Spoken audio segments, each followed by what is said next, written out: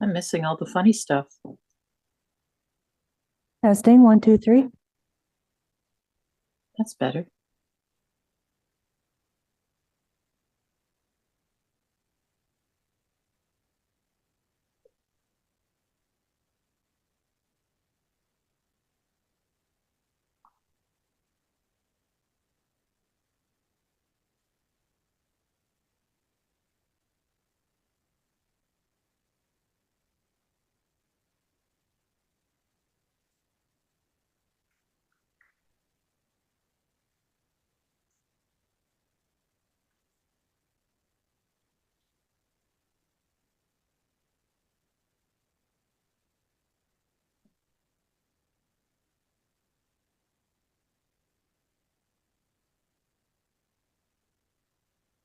Testing, 1, 2, 3.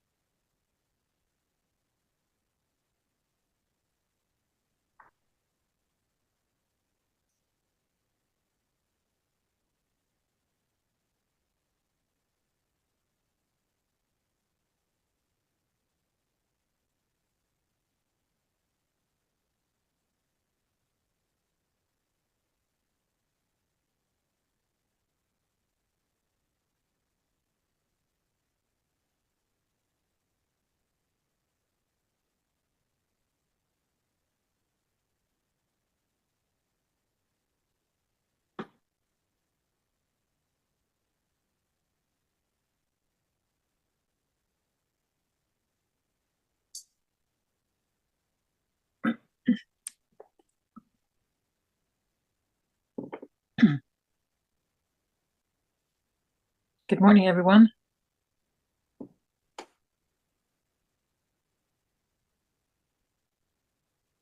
We can hear you, Counselor Kavanaugh. Oh, good. I'm missing all the jokes Ariel's telling. Oh, we're talking about pride. Oh,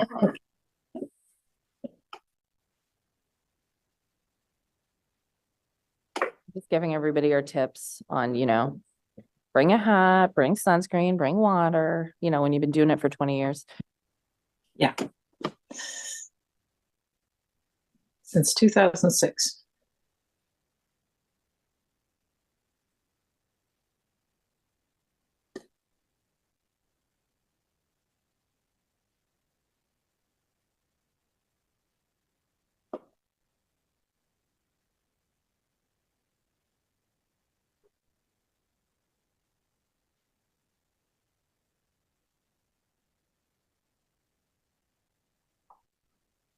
OCH will be the best float. That's all there is to know. Well, I think you're grouped together with all of us with public health too, so Okay. I'll just join the best party.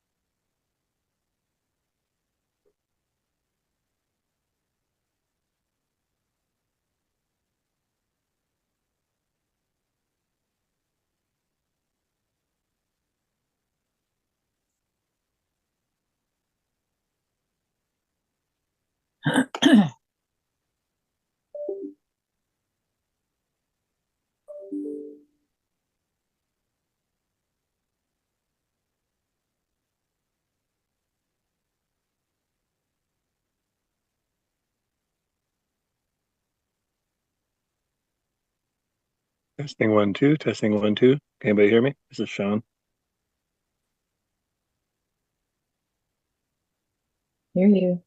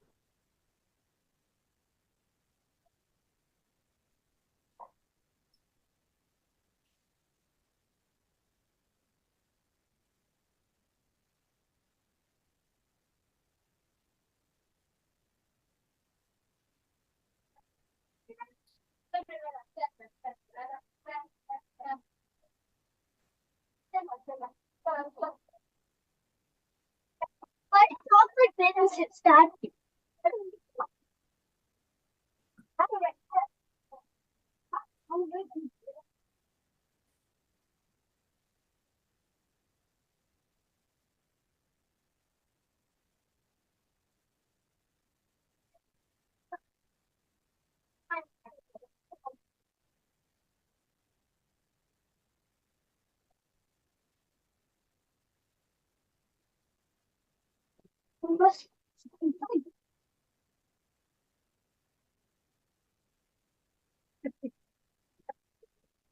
where did I get you so? You don't get it. No. Emily, what's it? I can master. Emily, I can master the art. Don, you better turn off the mic. What's this? Give it to me. Bubble. Emily, do a bubble.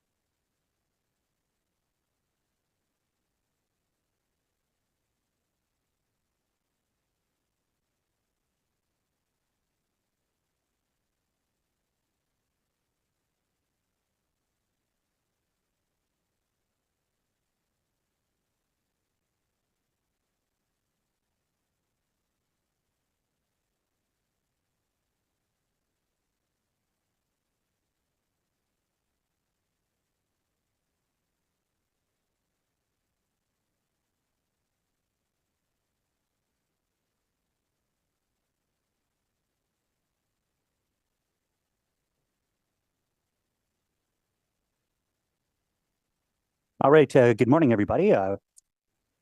Welcome to the Transportation Committee. Meeting number 7.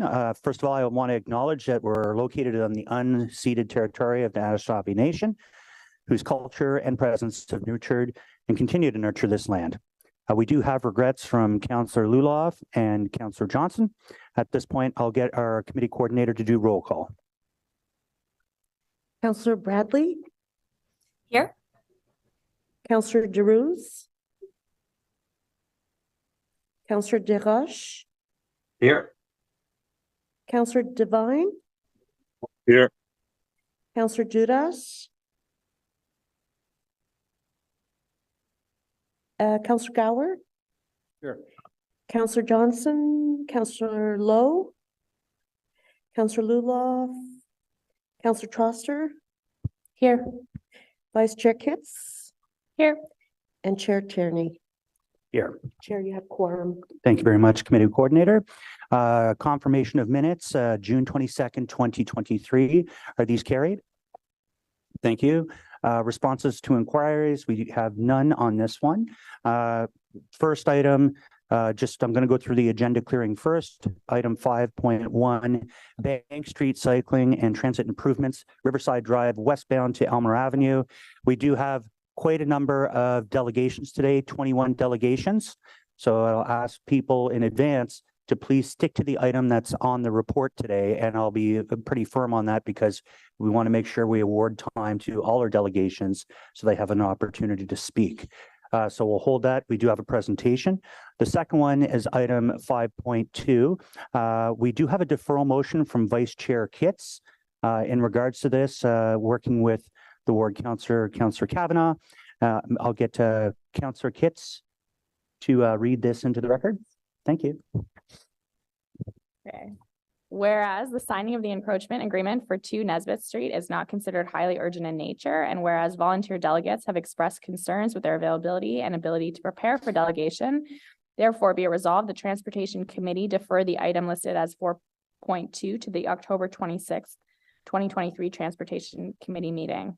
Be it resolved that report titled Nesbitt Street Encroachment Agreement be deferred to the next Transportation Committee meeting scheduled for September 28th, 2023. Great. Is this item carried? Thank you very much. So that will be deferred. There's no in-camera items. There's a motion. Councillor Lowe has withdrawn his motion in regards to Barrhaven East. That's correct. Thank you, Councillor Lowe. So we'll go back to the beginning of the agenda. We have our first item, which is the Bank Street cycling and transit improvements. So as per usual, we'll go to staff that do have a presentation. Then we'll go to delegations. Then we'll go to questions to staff. Chair, before you continue, I just want to get clarification on the deferral because 2 dates were put in. I want to make sure that that wasn't an error. Just give us one quick second, Councillor Kavanagh. Okay, the deferral is for October.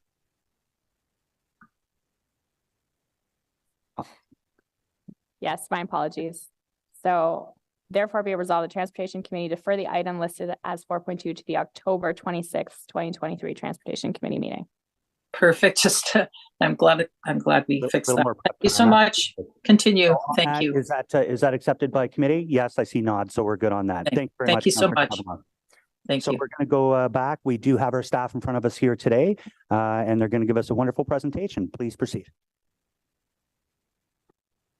I'll just do a quick introduction. My name is Deb Lightman, Program Manager of Active Transportation Planning, and Cal Hakala, Senior Project Manager, is the file lead. So he'll be telling us a bit about this project that has been long in the works and that we're happy to be bringing forward today.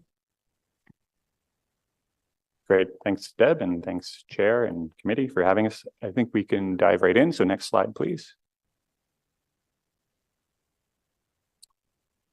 All right, so this project consists of 2 components. One is adding new cycling facilities on Bank Street across Billings Bridge. So that's between Riverside Drive westbound and just north of Riverdale Avenue, as well as a second component, which is a northbound bus lane that's during the afternoon peak only on Bank Street between Chesley and Elmer. So that's through Old Ottawa South. And this is all part of the Bank Street renewal project that is just beginning as well. Next slide, please. This project is being advanced because of some existing problems and issues that we've identified in the area. So we're trying to address those with this project. The first one is a known safety issue with cyclists at the intersection of Bank and Riverside Drive westbound. That's a high-risk intersection for cyclists. We have evidence of many cycling-related collisions at that intersection, particularly right hooks, which is the kind that you see in the top right photo. Bank Street is also a 4-lane road that's not very comfortable for people cycling. There are no cycling facilities there. As a result, many people cycle on the sidewalk, which is hazardous to people who are trying to walk on that sidewalk, and it's a very narrow sidewalk. We find about half of people cycling in the area ride on the sidewalk, which is very high. Next slide, please. It's also a problem with connectivity for people cycling. Rideau River is a major barrier for people cycling in this area, trying to get from Old Ottawa South to the commercial and transit way on the south side of the river, but vice versa as well to various destinations on either side. During the transportation master plan deliberations, we heard from people in the community that Billings Bridge is one of the key missing links in the area. So that's that image on the bottom left, showing all those pins of what the public was identifying. And we also know that there's lots of pathways in the area and other bike facilities that people are trying to get to as well. Next slide, please. From a transit point of view, there are also some issues, particularly in the afternoon peak. We found that the single northbound lane in the afternoon peak, because there's parking permitted in the afternoon, restricts traffic to a degree that it impacts transit delays and reliability. So this graph on the right side of the screen shows how long it takes a transit vehicle to get through Old Ottawa South during different times of the day. Most of the time it's around 3 to 4 minutes. During that afternoon peak period that we've shaded in pink, it jumps up to more like 6 or 7 minutes. So it's a substantial increase in delay during that period. The routes that use this corridor are high volume routes, route 6 and 7, a lot of demand on those routes, and we have high capacity buses already using those routes with more schedule adjustments slated for the fall. Next slide, please. So this study was initiated a few years ago in the end of 2020, stemming from issues trying to address the cycling safety issues at the intersection of Bank and Riverside Drive westbound related to that Bank Street renewal project that's ongoing. This project was also a #1 pick by both the ward councillors in the area. So that's Councillor Menard, Ward 17, as well as former Councillor Puche from Ward 18, back when the transportation master plan was being deliberated. And as I mentioned on a previous slide, it's one of the cycling safety high-risk intersections that's been identified through that project. From a transportation master plan point of view, this Billings Bridge was identified as a cycling feasibility study project, and Bank Street is a crosstown bikeway in this area, and Bank Street is also a transit priority corridor. Next slide, please. So here's the recommended plan of what we are proposing across Billings Bridge. So the left side of your screen is north towards downtown, right side of your screen is south towards South Keys. The Rideau River is right in the middle of the screen. And what you can see here is that there will be a bike lane added to both sides of Billings Bridge or Bank Street across Billings Bridge, as well as major modifications made to the intersections at Riverside and Riverdale. In addition to the bike lanes being added, because the width of the bridge is fixed, we are reducing one of the vehicular travel lanes from 4 to 3. So there will be 2 through lanes in each direction, or sorry, 1 through lane in each direction, plus an auxiliary lane as it approaches Riverside and Riverdale in each direction. That's important because in the southbound direction, we need a right turn lane there so we can operate that right turn on a separate signal phase from people cycling, because that is one of the key points that we found was problematic from a cycling safety point of view, that particular movement. So separating out that movement using signalization is the preferred way to deal with that. Next slide, please. So what are the impacts from this proposal? Well, from a cycling point of view, we get improved safety and comfort. We've added some improvements to the design at both Riverdale and Riverside to make them more comfortable for people cycling and have elements that improve safety as well, what we call protected intersections. We also added that signal phasing change at Riverside Drive to address that major conflict point that we had previously talked about. And just adding bike lanes across Billings Bridge bridges a major gap in the network and allows people to get to more destinations and connects to a key equity priority neighborhood to the south. From a pedestrian point of view, we're improving safety. We're making shorter pedestrian crossings at some of the crossings at intersections. We're adding shorter or tighter turning radii to make vehicles turn slower. We're adding pedestrian head start signals, so pedestrians get priority at intersections. And then also removing bikes from the sidewalk makes those sidewalks a bit safer and reduces that conflict. From a transit point of view, we're reducing delays and improving reliability, particularly in that northbound direction in the afternoon peak. So you can see the impact that has on Route 6 is saving up to 1,200 customer minutes each day, but there's also Route 7 that uses part of that corridor as well. There will be some savings for that route as well. And there are some minor impacts to Route 5 in the morning. Next slide, please. So with some of those benefits and improvements, there are some impacts on other road users. In particular, from a traffic point of view, there will be some reduced capacity, especially during peak hours. So in order to map out what this looked like, we did do some traffic analysis to try to predict what that impact would be. When we did that, we used pre-pandemic traffic volumes, which are perhaps a little more conservative, but we also included nearby developments that we know are going in the area and future projections. As a result of all that, we expect that Riverside Drive westbound could see some increase in delay of up to around 2.5 minutes in the morning and 1 minute in the afternoon peak. There will also be some increased queues or traffic backups during peak hours on both Bank and Riverside. However, we find that some traffic will likely divert to other parallel routes that do have capacity, such as Main and Bronson. We did want to point out, though, that the current construction delays that people have probably been experiencing, if you've driven through that area in the last few weeks, there's been some construction going on.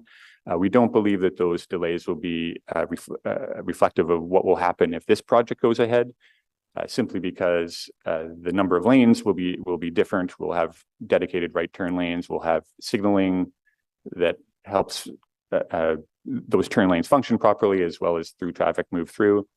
People will adjust their routes accordingly, and many other reasons why we think that this proposal will function very differently than what you're seeing there in the field today. From a parking point of view, there will be some loss of parking spaces to accommodate both the bike lanes and the transit lanes. Some of those are permanent, some will just be in that afternoon peak period. As you can see here, there is a bit of a trade-off between improvements for cycling and pedestrian safety, as well as transit reliability on one hand, and impacts to traffic and parking on the other hand. However, our transportation master plan policies support these changes. The transportation master plan speaks to repurposing peak road capacity for other users, such as pedestrians, transit, cycling, and trying to prioritize multimodal mobility. Next slide, please.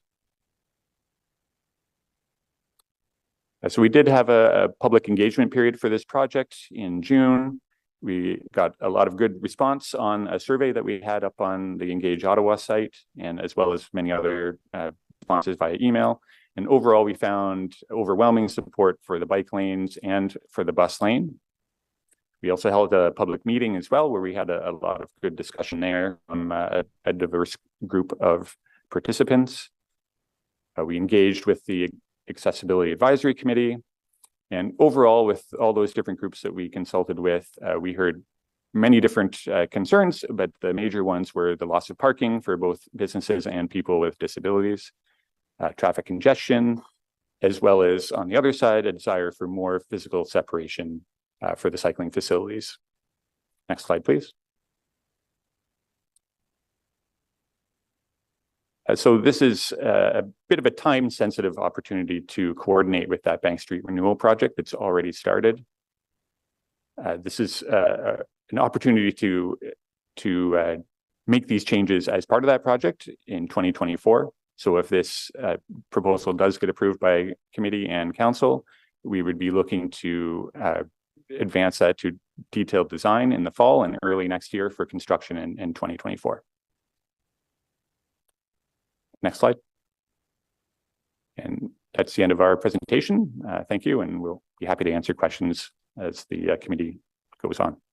Great. Thank you very much. So I'll get you guys to hang tight. We're going to go directly to our delegations. Our first delegate is Neil Saravamoto. There is some slides, so we'll get those pulled up for you.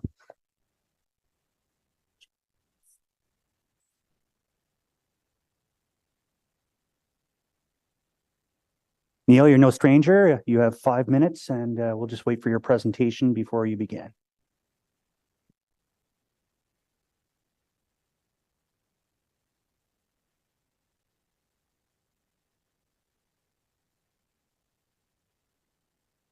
Great, here we go. Thanks very much, Chair.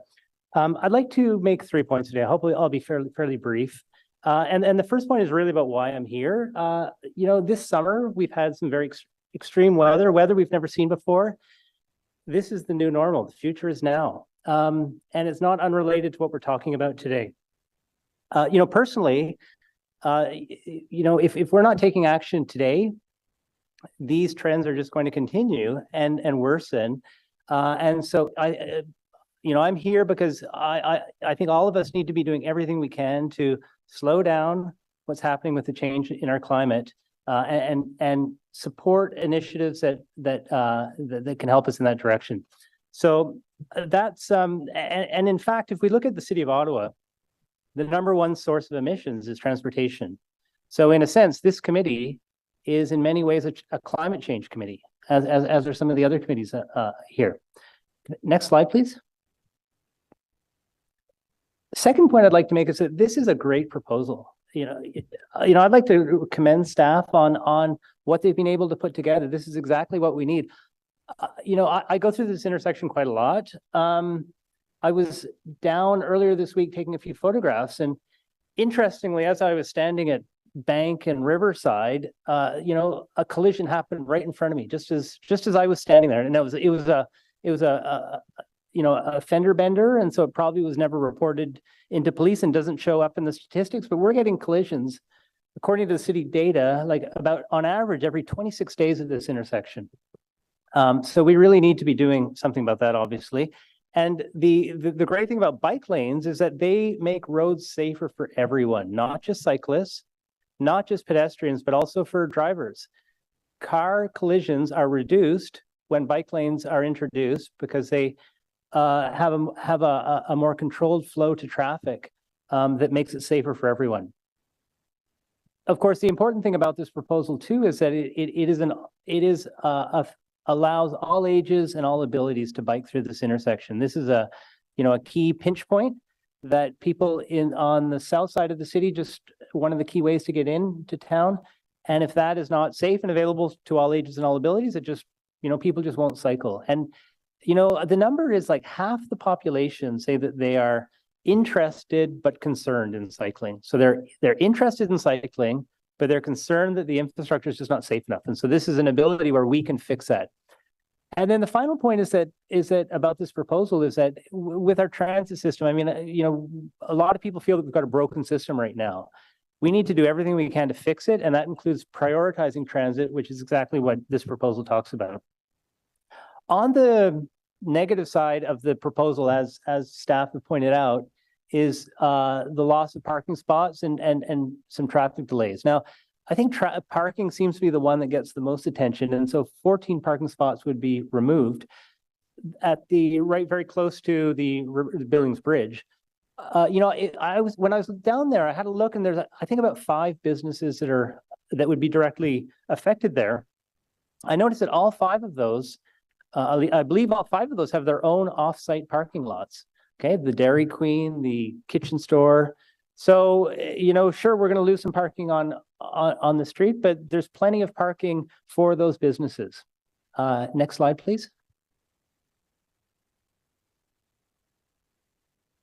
And so the third point I'd make is, like, do we really have a choice? Do we really have a choice? If you look at Stats Canada data, we have about 170,000 cars commuting daily. Okay, now we're in a city that is expected to grow by 40% in the next 25 years. So that would, business as usual, that would imply an additional 70,000 cars daily. So where on earth are we going to put 70,000 cars on our road network right now? Next slide, please. The next, other direction. Yeah, thanks. And so when we talk about congestion, I mean, we've essentially got 3 options. Number one, we can, we've got 3 theoretical options. Number one, we can widen roads, but that, I think, I've heard this committee talk many times about induced demand. More space just brings more cars out. Number 2, we can price roads, but that's politically challenging and also from a regulatory perspective, not an option currently. But number 3, we can make other modes of travel viable. And that's really what this project is all about. And so the question we need to ask is, how many cars could better infrastructure take off the road? Next slide, please. So I'd like to end my presentation there.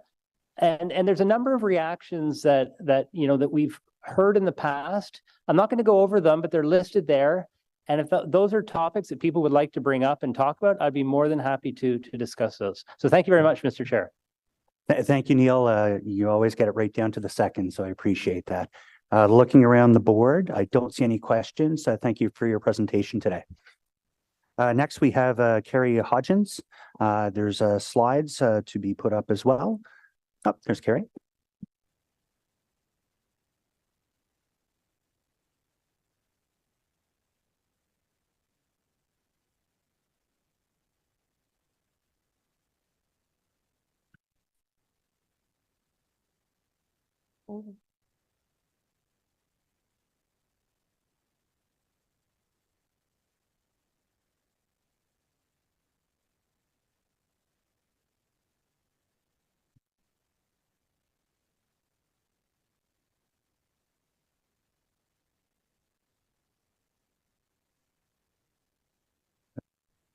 Yeah, I'll just take a quick second there. Yeah, not a problem.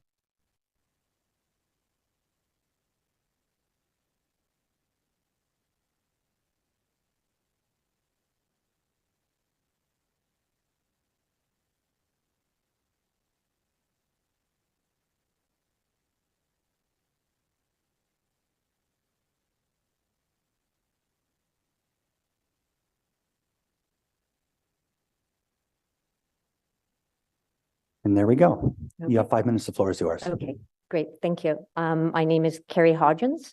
I'm here representing the businesses in Old Ottawa South. We do not have a BAA, so I have stepped up to the plate to assist them in our endeavor. I just wanted to give you a bit of background. My husband opened our first business in Old Ottawa South in 1975. And so we are now over 45 years. We have 2 businesses there now. I'm very familiar with the community and what goes on in the community. Next slide, please, Rosa. Okay, so these are the parking services study memo facts. This was a memo that was put out by the parking services. So what they found was that a higher use of parking on the east side, which actually has 41 parking spots. What we're extremely concerned about is that there's going to be 0 parking on this commercial strip of Bank Street between 3:30 and 5:30. because there is no parking. There's already a restriction in place going southbound at that time. One can only realize that this is almost prime time for all businesses along that strip, and to not have parking would be devastating for us. If some of the numbers on here are incorrect. I was initially told that it was going to be from 2 until 6:30. Cal's slide just said it was going to be from 2:30 to 5:30, but the impact remains the same. If we even look at it being restricted at 2:30, we're still looking at half the existing supply disappearing during that time. What we have to take into consideration is that there is no municipal parking for us. When I was speaking with the project team, their comment was the community would absorb it. One can only imagine how the community is going to absorb this amount of parking, and I will speak to that on the next slide. It is going to be displaced into the residential neighborhoods, and there is also going to be an issue for accessibility. So both ageism and accessibility is a big issue here, as well as anyone who uses Uber or any of those pickup services at the time. There will be nowhere for them to stop to do the pickup, and there will be no access for delivery to any of the businesses along the strip. Could I have the next slide, please, Rosa? Okay, so this is a map of what we're looking at. I'm speaking predominantly from Cameron right up to Aylmer Avenue. What you will notice on the east side, so if we look at I can actually see the Asalot Education Center there on the east side, which is almost 1/3 of the way up. Those blocks on the east side of Bank Street are not normal grid blocks. They're 2 blocks long, and if we go higher from Glen to Sunnyside, we experience the same thing. And then Sunnyside to Aylmer is a 2-block as well. If we look over to the right-hand side of the map, you'll also see that that's not a normal grid system there. So the limited parking is pushed onto Willard Street. Willard Street already experiences high volume traffic and parking on their street. One of the interesting comments that was brought up when I was speaking to the project team about this was there was a comment saying, what, people don't want to have people parking in front of their house? That's not the issue. The issue is the constant traffic of cars searching for parking spots. I live on Wilton Crescent, which is right across from Lansdowne Park. And since Lansdowne has arrived, we're actually implementing traffic calming on our streets now because there's a reconstruction going under. And it's just the circling and circling of cars, and the 3-point turns that we experience are extremely unsafe for our children in that environment. I'm going to bring up at this point in time, because I do know that cycling is part of this project, that if you look at going a block going north, you'll see that Grosvenor Avenue is there. The Ottawa South Community Association has been working with the city on putting a dedicated bike path or lane through there, which would be comparable kind of like Homewood O'Connor type path. And that would be to us and to, from their comments, a safer option as well, just to move the bikes off of Bank Street so they're not suffering from the buses and being doored by parking. Next slide, please, Rosa. Okay, so these are the transit facts by the numbers. So we assume that there's 4 buses per hour. They run 15 minutes or less. There's 5 bus stops between Riverdale and Aylmer. The ridership they determined at that point in time, the survey that was done in 2023 is... Excuse me, Carrie, you've run out of time. Okay. So if you can quickly wrap up in 10 seconds, Okay, and so we do have basically what we're Councillor looking at Menard to is, ask you a question as well. Okay, so we're looking at on average, a 2-minute savings of time that the buses would enjoy if we go from an average base, and we're only getting 28 people an hour from those. And we don't know that those 28 people are actually coming in. So what we're asking for is that the Old Ottawa South Community Association is asking for us to revisit this part of the thing. They've actually put a letter into the councillor. And the City of Parking Services memo actually asked for a more complete survey as well. Great, thank you. Okay. Councillor Menard? Thank you so much, Sharon. Nice to see you, Carrie. I'm glad you're Hi. out. I just on your presentation, you focus very much on the Bank Street portion. Yes. Beyond the bridge. So I take Yeah. it the Billings Bridge changes are not as much of an issue. for No, you. that wasn't part of the issue. And I can appreciate that concern as well on the on this piece. I wonder if there's because I think the original proposal was 2:30 to 6:30. Yes. Staff have moved that to 2:30 to 5:30. Yes. And I guess just a question to yourself is if that was moved, I know you're concerned about the total parking in general in the area. If that was moved to a 2-hour time slot overall, we're in the highest peak periods for concern with buses. Is that something you would be in favor of? Or are you just concerned writ large, regardless if there's a 2-hour versus 3-hour versus 4-hour window? The problem isn't the time. The problem is the zero parking Okay. during peak hours. Okay, so that 3:30 to 5:30 Yeah. period where there's the southbound peak period. Yeah. And then the northbound, I guess some congestion exists there with Yeah. the buses. Okay, that's helpful for me to know. Certainly have my team looking at that piece and the overall timing. So thanks for being here and expressing your concerns. Thank you. Thank you for your delegation Okay. today. Seeing no further questions, we do have a copy of her presentation that's on our drive. Okay. So members of the council can also see it before the council meeting. Okay. Thank you for so coming much. out today. Okay. Valerie McIntosh is our next delegate.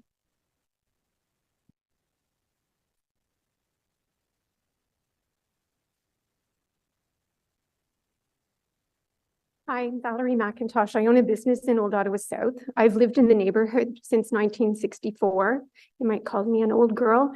I've had the pleasure of owning a business for the last 31 years. I was at the corner of Sunnyside and Seneca for 11 years before, from 92 until 2002. I've been on Bank Street for the past 20, going on 21 years. We are a neighborhood business. But we are also a destination business, and our destination is the fact that we do bring in a lot of shoppers from all across Ottawa, across Hull, kind of Eastern Ontario. It's kind of a bit strange, but it's true. And our big thing is the parking. I can't imagine us not having parking. I just heard Sean mention something about maybe making it from 2:30 to 5:30, which I think would be much more reasonable, but we do need some parking. If we don't have parking on one side of the street, the only thing that's going to do is to drive in all of those people to our neighborhoods. We have a school at the corner, Hopewell Public School, which I attended, and it has no parking on the first half of that street from 3 till 4 o'clock in the afternoon. Those people are going to have to find a place to park. I know everyone has recently suffered through the experience of the Queen Elizabeth driveway being closed down.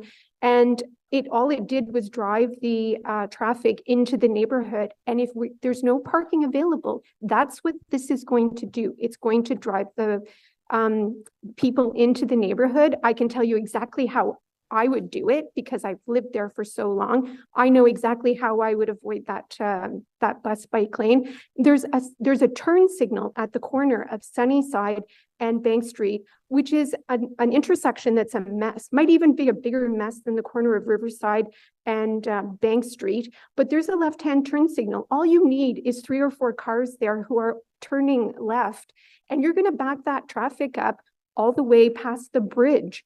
I personally like the bike lanes on the Lansdowne Bridge. I think they make a lot of sense. I'm hoping for the bike lanes on the Billings Bridge aspect of it. I think it's going to be much safer. It's going to get the bikers off of the sidewalk, which is dangerous because I can't tell you how many times I walk out of my store and get clipped off by a biker.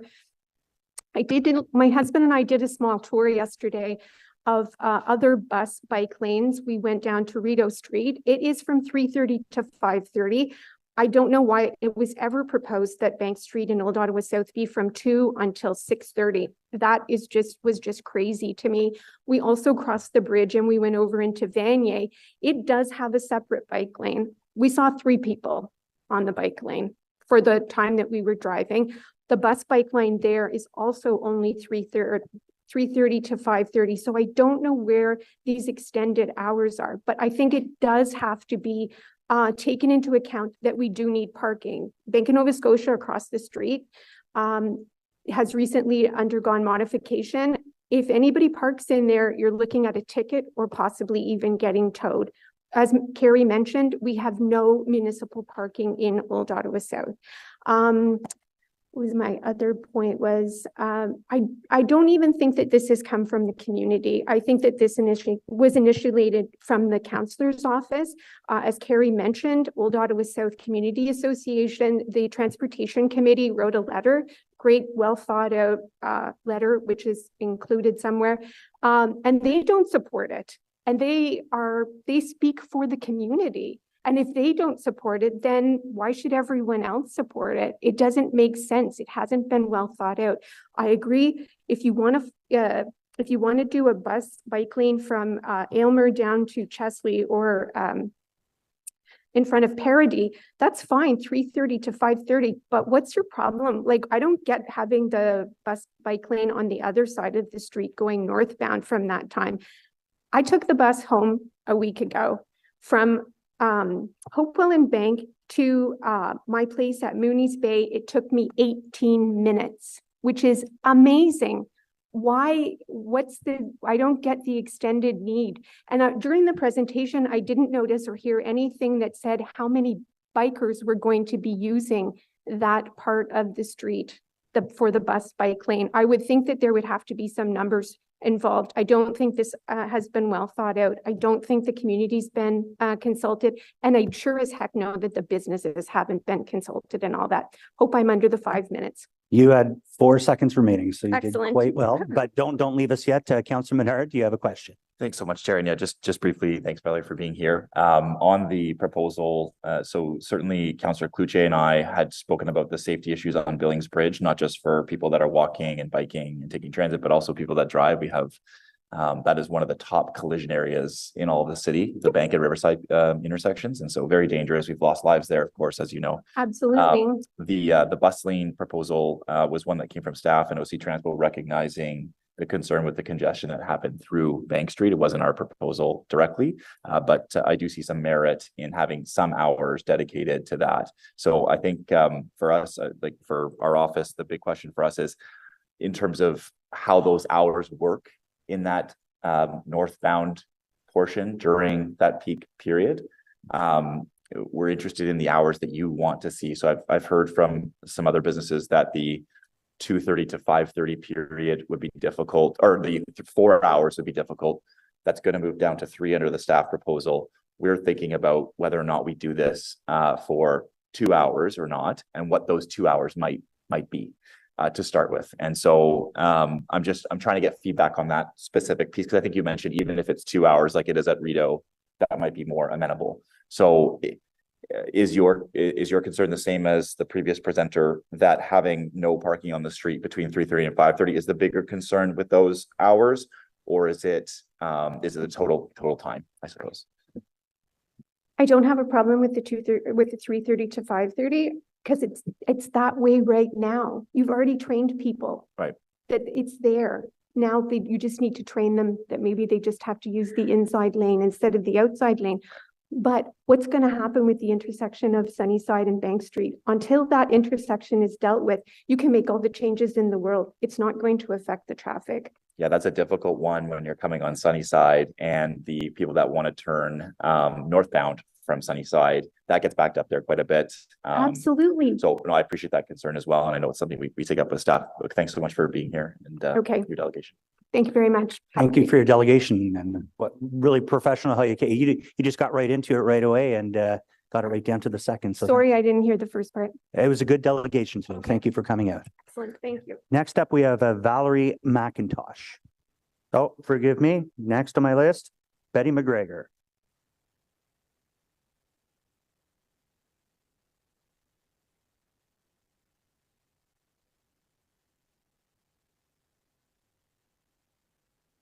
Good morning. You can hear me fine? Absolutely. Please proceed. Chair and committee, thank you for allowing us to speak. I'm actually here from the Traffic and Safety Committee of the Old Ottawa South Community Association. we have, first of all, we're delighted to see that there are some activity and attention being taken for Bank Street. It's been a neglected area for a long time, a highly congested area with lots of pedestrians, lots of cyclists, and lots of cars. Just following up on some of the earlier comments, we feel that at Bank Street, our main street is very vital to us as a community. I think many of us have moved there because we enjoy being in a downtown environment where we can reach businesses easily. So having said that, it's an awkward one. We hear what people are saying about the parking and how it will influence business. We're really here to say that we're very supportive and appreciative of the work that the city staff have done at looking at the issues, particularly on the Billings Bridge and how that has impacted the safety of both cyclists and pedestrians. And yes, indeed, there's a conflict on the bridge with people trying to walk across it or bike across it. So I'll just try to read some of my notes here so that I don't forget what I'm saying, because I don't do this thing on a regular basis. So we want to see improved improved safety rather for both cyclists and pedestrians. But we know, I think, as Neil said earlier, that when streets are improved for cyclists and pedestrians, it's improved for everybody. We feel, though, with the proposal that's been put through, there are three key elements that we would like to see included in the design of the bridge. There really is a need for a physical separation from the bikes and the cars. We know that there's a tight space on the bridge, and we appreciate that it's been looked at all to look at getting people across the bridge safely. But if we don't have some kind of a separation, it will not be a safe place for cyclists in particular. We really like the design, though, at the corner of Riverside for people to turn right onto Riverside Drive. That will definitely make a difference. And the improvement at Riverdale, where there tends to be a lot of sliding through the lights of cars, and that'll make it safer for everyone. Another piece that's really important is looking at some kind of an enhanced connection between the Eastern and the Western Parkway as cyclists, but also pedestrians are coming up to get onto that parkway as easily as possible. And the other piece that was suggested by staff, and we really support this, is to reduce the speed on that bridge from 50 kilometers an hour to 40. With respect to the bike lane, we feel that if this were to take place, there would need to be very vigilant monitoring of how whether cars use that lane. There's a tendency for people not to necessarily obey the traffic signs, and if this bike lane, should it actually happen, it will not be safe for cyclists unless it's very clear that cars cannot be in that lane for whatever period of time might be that might exist. And I think, as you were mentioning earlier, the city has suggested a feasibility study of cycling facilities on Bank Street, and we would very much like to see that happening as soon as possible in the next 12 months before other activity happens in that area, and how, again, our area of Bank Street will link up with Ottawa South Ottawa rather, and the Glebe, because there is activity happening, I think, in both of those areas. So having said that, I guess basically our bottom line is we're very much in support of having bike lanes on the bridge. We think that'll bring safety, and I think that's all I have to say. That's terrific. Thank you very much. Thanks for your delegation today. Seeing no questions, we'll move on to the next delegation, Brian Montgomery, and I believe Brian is online.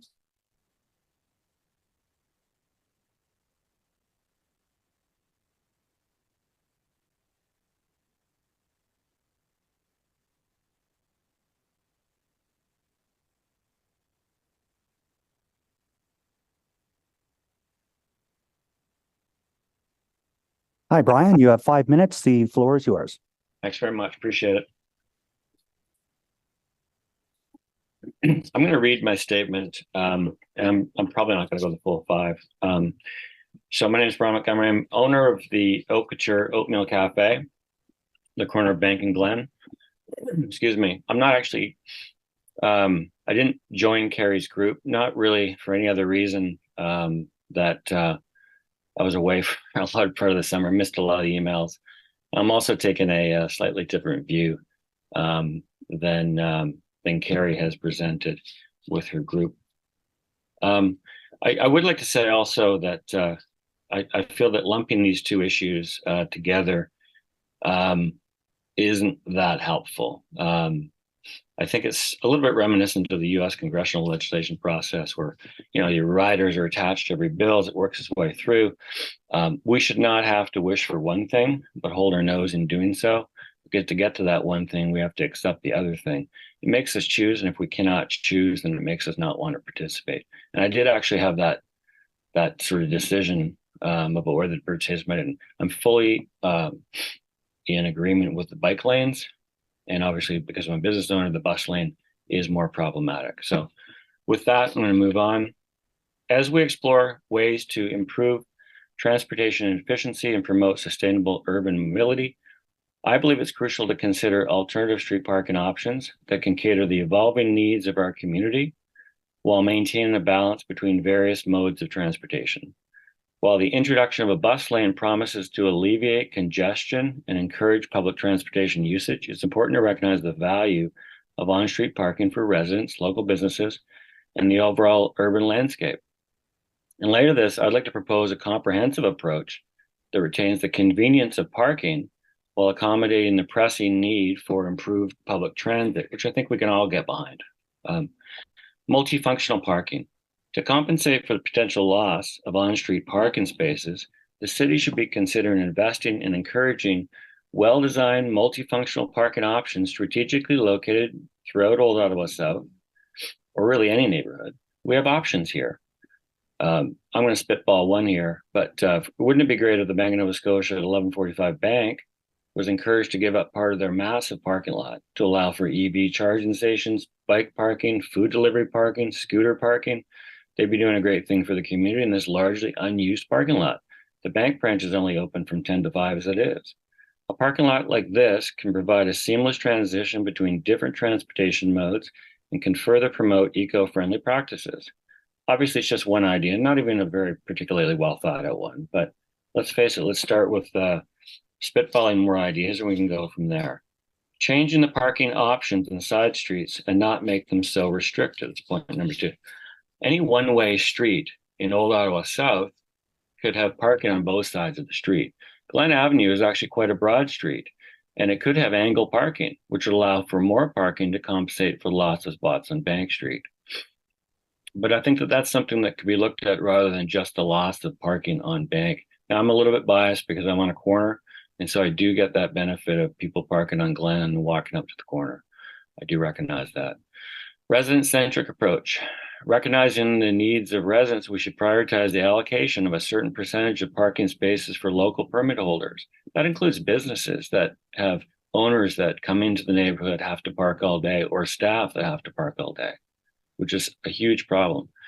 This can ensure that those living in the neighborhood have reliable access to parking without compromising the larger goal of promoting public transportation. Let's make Old Ottawa South a better place for commerce, is my 4th point. Listen, this section of Bank Street is unfortunately, for us businesses, a place for people from someplace else to drive through to get somewhere else. If the businesses and residents want to change the dial in this, and we all should, then we need to help this strip become more pedestrian and cycling friendly. We should be actively encouraging cycling and walking by creating, yes, designated lanes and pedestrian friendly areas. Not only it contributes to a healthy community, but also reduces the overall demand for parking spaces. I'm going to be discussing this with Sean in the coming weeks, hopefully, and I would encourage any of my fellow business owners to join me. Now, speaking for my own business, our current hours of business in the afternoon run until 5 o'clock. We are open 10 hours a day. We currently lose 15% of hours to Front Street parking hours per day to the rush hour parking ban on the west side. We're going to go to 45% of the business day with some loss of our parking. What I'm asking for is really just an accommodation to allow our customers continued access to our business. But I'm also a realist. I think if we can get creative about it, we might not miss these spots. And if we don't get creative about it, we're always going to be in this situation where we're pitting businesses against the forces promoting transit. And the Sorry, Brian, your time has run out, but you do have a question from Councillor Menard. Yeah, and sorry, Chair. Let me just do my conclusions 2 seconds, okay? Brian, I'll let you. Go ahead. I just want to say thank you, and I'm looking forward to working with you on these ideas you've presented here, because I know there's a lot to work on the side streets as well as other active modes of transportation that can benefit businesses too. So sorry, Chair, not so much a question. Just want to say thanks, and I know we're meeting I think in the next couple of weeks, so let's get down to business on that. Okay, happy to do that. Thank you very much for your delegation today, Brian. Seeing no questions, we're moving on to another Brian, Brian Tansey, as a delegation, and I believe Brian is on. There you are, Brian. You have 5 minutes. The floor is yours. Okay, thanks very much. Can I be heard? You're good to go, sir. Okay, thanks. Yes, so very interesting what Brian Montgomery just said, and I like the idea of the broadening the scope of looking at solutions that are a little bit more complex, even that's what already been proposed. So I'm very heartened to hear Brian's presentation and the attitude about trying to find other ways to make this all happen properly. So my main point is that it's kind of like the essential amino acids. Apparently in human life, we have 9 essential amino acids. Well, one of the key amino acids, if you want to, one of the key elements of city living is you have places where things don't connect. And that's what this project does, not for car drivers who are actually quite safe in their vehicles. It's all those other people who are not safe when they're walking or cycling. And I do all those things. I live in the heart of this very district we're talking about. I live on Willard.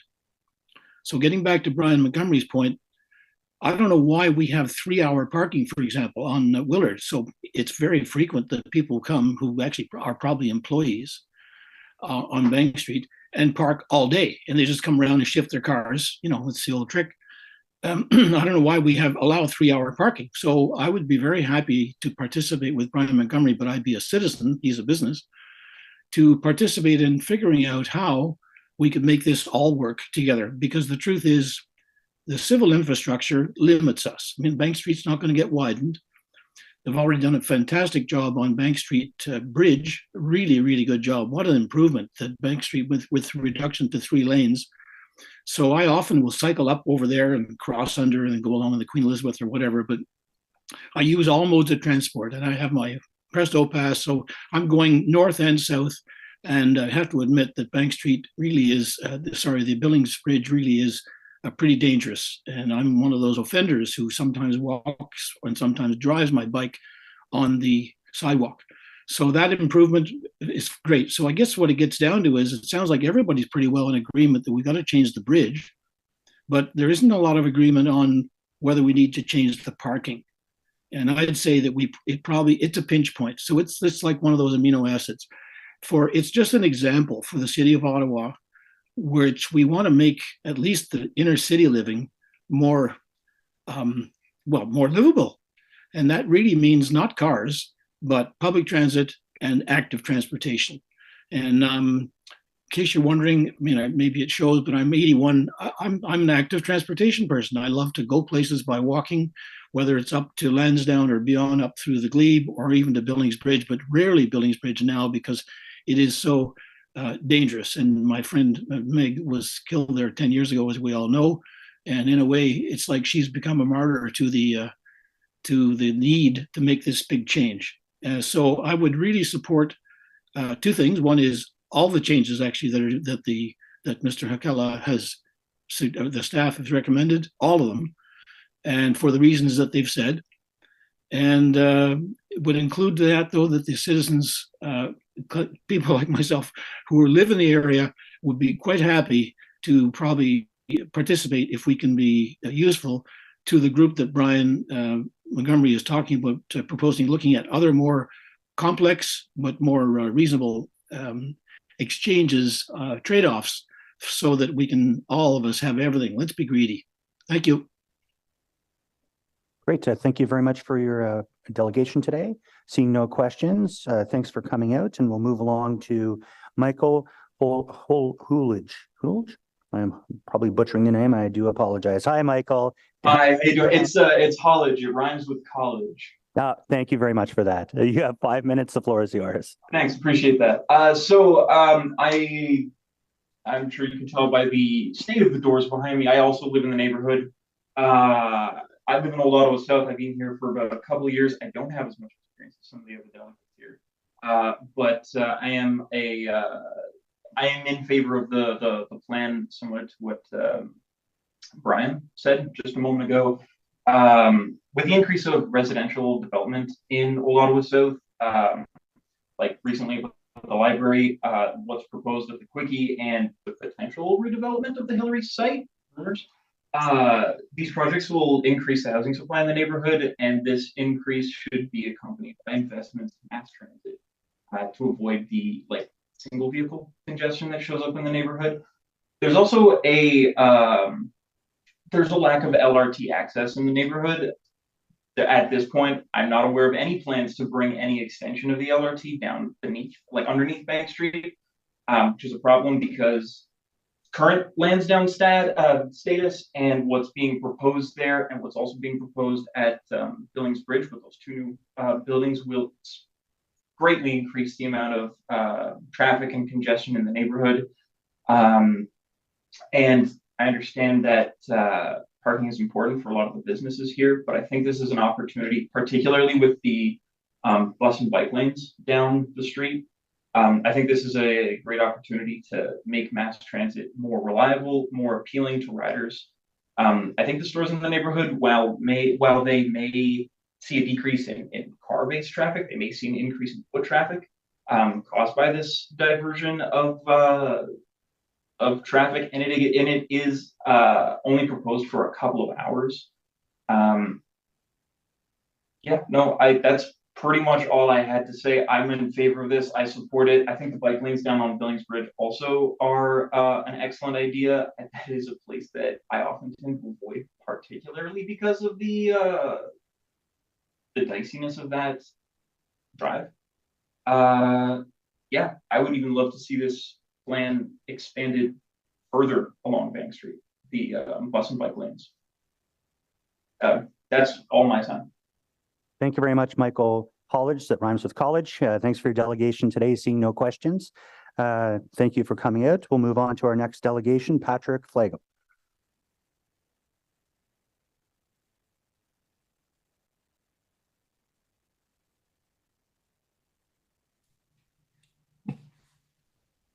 Morning, everyone. My name is Patrick Flagel. I am a longtime resident of the Alta Vista neighborhood. So I'm south of the river on the other side of that pretty dangerous bridge. I've lived here for about 10 years now. I'd consider myself a recreational cyclist, but I've biked as a method of transportation to Carleton as well as to work along Bank Street on a regular basis over the last few years. Just to begin, I'd like to voice my support for everything on the proposal, both the bike lanes as well as the priority bus route. I think I'd just like to draw some attention to how important this small stretch of roadway is. It would connect multiple of the major cycling facilities that are in the neighborhood. Most obviously, the Rideau Canal and Rideau River multi-use pathways. They're both very extensive and very well-used bike paths that don't currently have a connection into Old Ottawa South as well as Alta Vista. They connect to many of the great things like the downtown core, the glebe, and in addition, Old Ottawa South.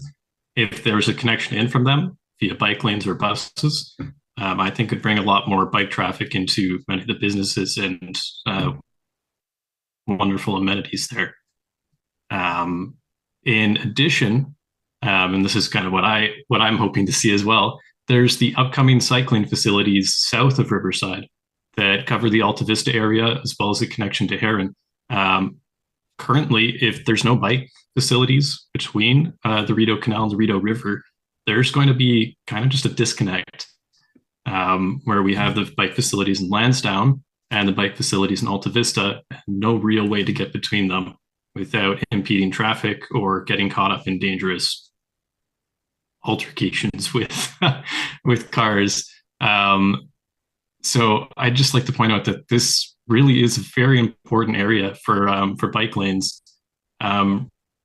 Realistically, in my personal opinion, it's the only realistic area for a north-south bike corridor. The other option is Bronson, which, as we all know, is well, a little more dangerous. It's basically a highway with many intersections and many on-ramps, off-ramps. But I think that the bank is much more ideal for this. There are many large population densities along its length. Two very large apartment complexes going in at Lansdowne as well as Billing Bridge, which are on either side of this proposed bike lane connection, which I think are very necessary for the large amount of people that are going to be going in there. I'd just like to wrap up my statement here with a couple of anecdotes. Firstly, I think anyone who's driven, walked, biked, whatever down Bank Street at this part would agree that it's realistically just one lane in either direction because of all the street parking. I think any amount of traffic concerns or traffic impact for going down to 3 lanes is kind of baseless because we're going to be getting more lanes anyways if we're removing some of the street parking. I think that this will improve traffic flow along the length of Bank Street here, especially during peak hours with the bus. It's just a little cherry on top. Most of the congestion I've seen is due to bus congestion or interactions between bicyclists and cars. Having a separate bike lane removes the bike issue. Having a priority bus lane means that they can get through quicker and drop off more people to this neighborhood. I guess that's it. Or actually, a quick other anecdote. Since there was a bunch of stuff on parking, I quickly went through and just counted the parking spaces along Bank Street between here just from Google Maps. There are about 410 parking spaces available, or looks to be for businesses. So removing 14 is about 3%. 41 during peak hours is about 10%. But realistically, none of those lots are ever full. I think just having a few of the businesses come and talk together and share the parking lots that are already available would be a huge improvement. Thank you for letting me speak. And again, I'd just like to voice my support for both the cycling and the transit improvements. Thank you. Thank you very much for your delegation, Patrick. Please don't leave us quite yet. Councillor Carr has a question for you. Hi, thanks very much. It's not so much a question, Councillor Tierney. I just wanted to thank Patrick for coming out. Both Cal and Councillor Menard noted in the presentation that this was initiated under the previous Alta Vista councillor, previous Councillor Cloutier, and his office. Michael Reid did a lot of work on this, and I just wanted to say that I really appreciate Patrick's delegation pointing out the challenges. We have had a lot of challenges in Alta Vista in terms of safe cycling, both from Bank Street and Smythe, and what connects to Main Street has always been challenging. And I just wanted to say thank you for taking the time to come here today on behalf of Alta Vista. Thank you. Great. And thank you very much for that, Councillor. Moving on to our next delegate, it's Mark Freed. I'll just give a second to get Mark online.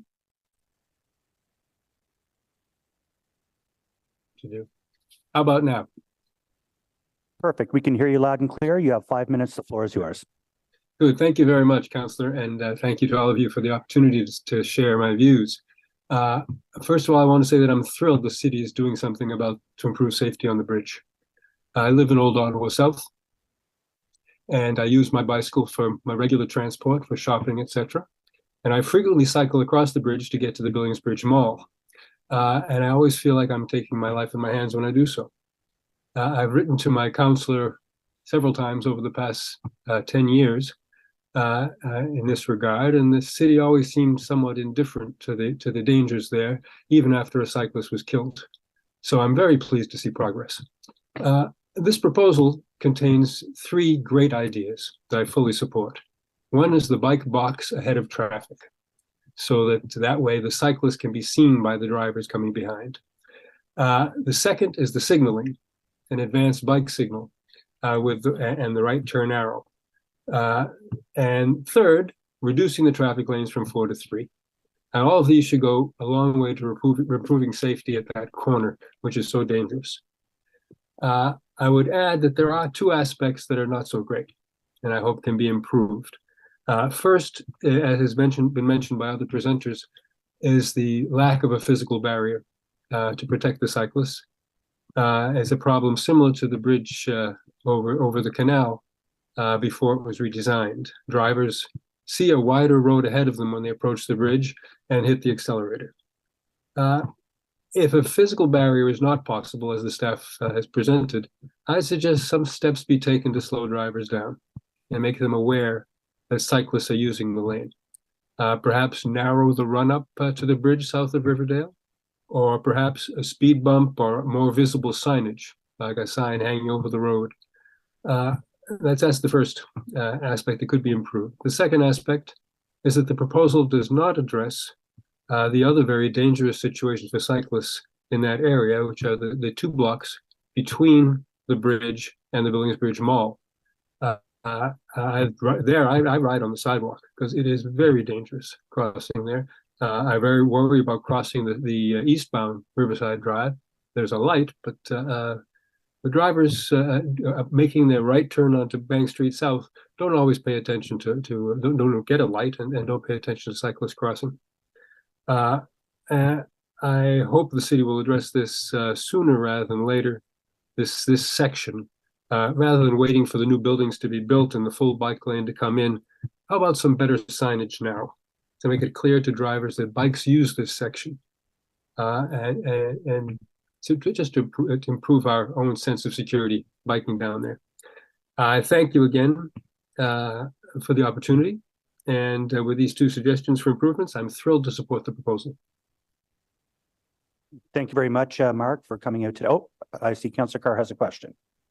Hi, thanks, Mark. I just had a clarification. You're speaking about the needed improvements as you're moving south across Billings Bridge on Bank Street? Yes, this is, well, it would be south and north, the section between the bridge and the mall. Yeah, absolutely. So I believe that that will be looked after by the Bank Street redesign project. It started this year at Bank and Riverside, and we'll see the redevelopment of segregated bike lanes on that. The major construction will start next year. I believe I'm correct on that. If I could just get staff to nod. I see Deborah Lightman nodding. So that is being looked after as well. And I think you're in Councillor Menard's ward, but one of us could certainly send you the design for that project as well.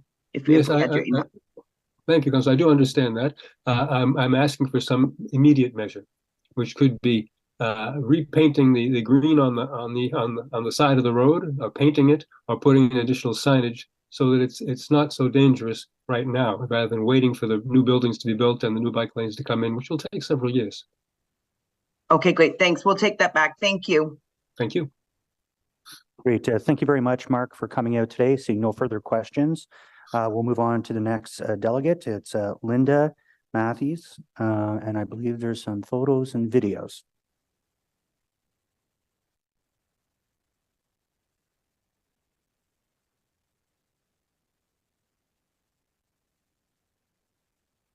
I'm Linda Matthews, and I'm also here to applaud the initiatives that are underway. And I'm just going to start with, I do also live in Alta Vista. I commute by bike. Billings Bridge is one of the main Rideau River crossings that I use. I cross it most days. As a musician, I carry my gear, my gig gear by bike buggy, making the safer sidewalk route virtually impossible due to the limited space of my wide load.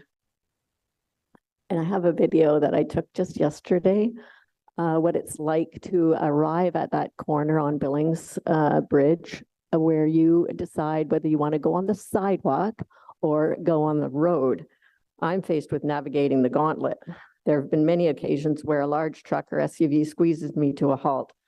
The raised wall on either side is a dangerous feature as there's no way to jump onto the sidewalk in a pinch, making Billings Bridge far more dangerous than the Bank Street Bridge was before the bike lane improvements.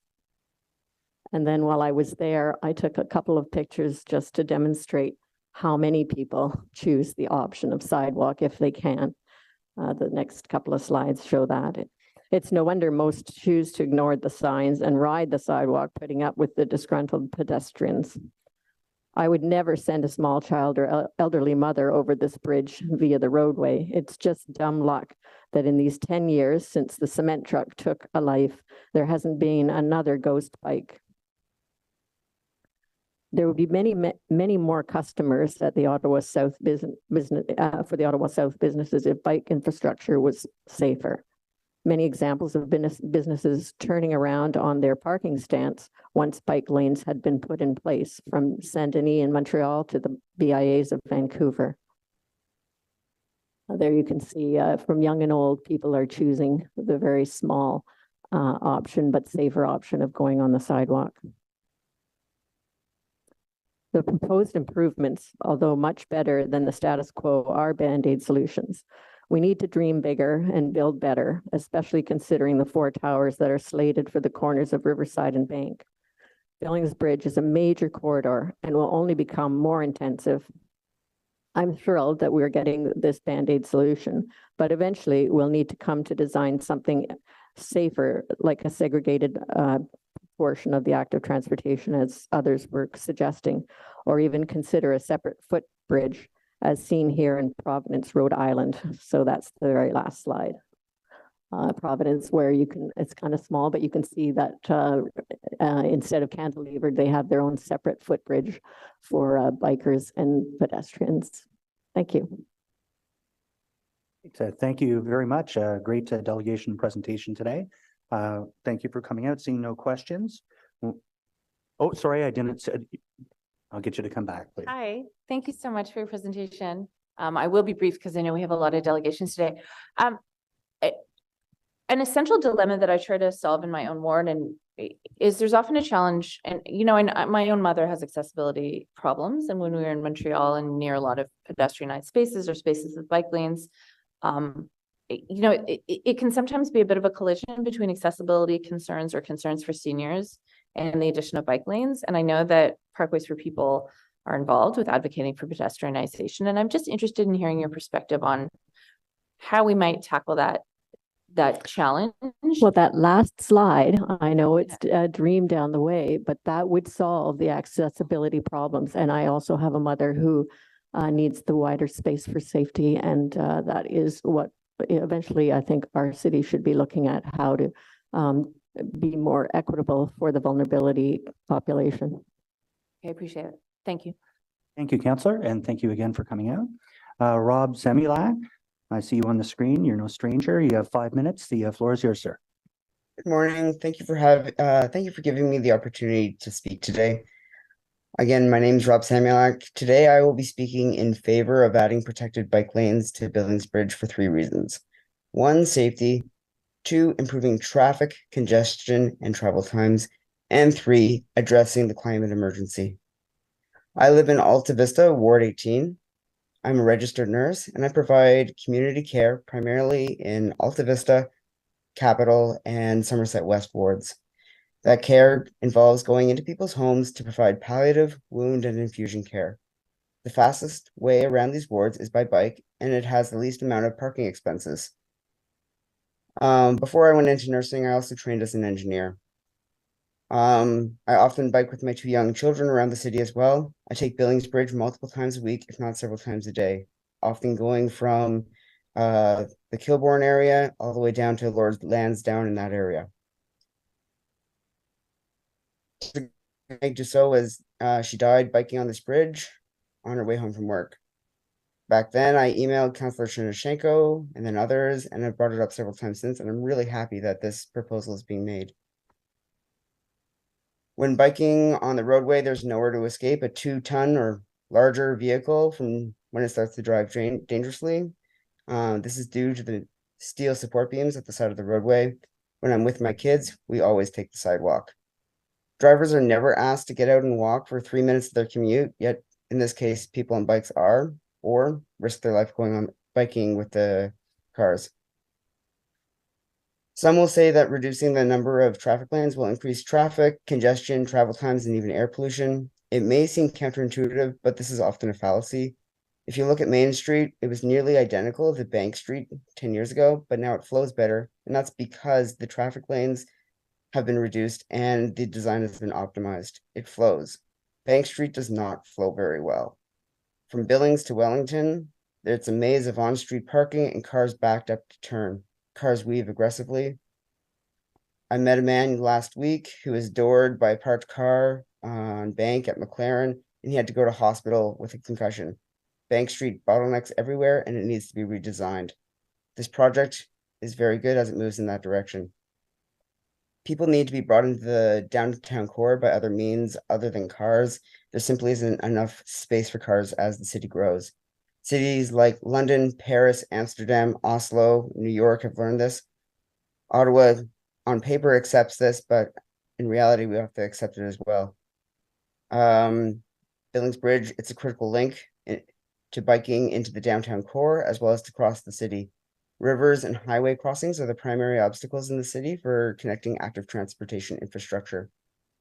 Finally, we are in a climate emergency, and that's caused by us burning fossil fuels. We need to burn less fossil fuels. And the best way for a city to do that is to build really good quality active transportation and public transportation infrastructure. There's many homeowners in Alta Vista that were devastated by flooding on August 10th. I had 6 days without power due to the derecho. Others in Ottawa have been hit by tornadoes. This is getting worse. I never had storms this bad or frequent when I was growing up in this city. Thankfully, as well, back in June, there was a month where we couldn't safely go outside to breathe because of the wildfire smoke. And wildfire smoke causes increased rates of COPD exacerbations, asthma exacerbations, increased heart attacks, increased strokes, as well as, PM 2.5 particle matter causes cancer as well. So climate change is bad and we need to deal with it. And this is a really good way for the city to take action on that. Thankfully, we haven't burned down like Kelowna just did or Lytton, BC did a couple years ago. In Hawaii, people were burned alive in their cars or jumped into a raging ocean this month because a wildfire ran through it. Right now, 7 out of 10 Canadians who live in the Northwest Territories are evacuated. So I know not everybody's open to hearing this, but climate change is coming far faster and stronger than we ever thought it would. And it's getting far, far worse than we ever thought it would. And we have to take real action and we have to start taking it now. This is adding protected bike lanes to Billings Bridge. It is a small action in the scope of those things, but it is going to have a positive impact in our community. And it'll create more momentum for bold action that is still needed going forward. Thank you. Right on time, Rob. Thank you very much for your delegation today. I appreciate that. Seeing no questions, we'll move to our next delegation. We got Mike Little.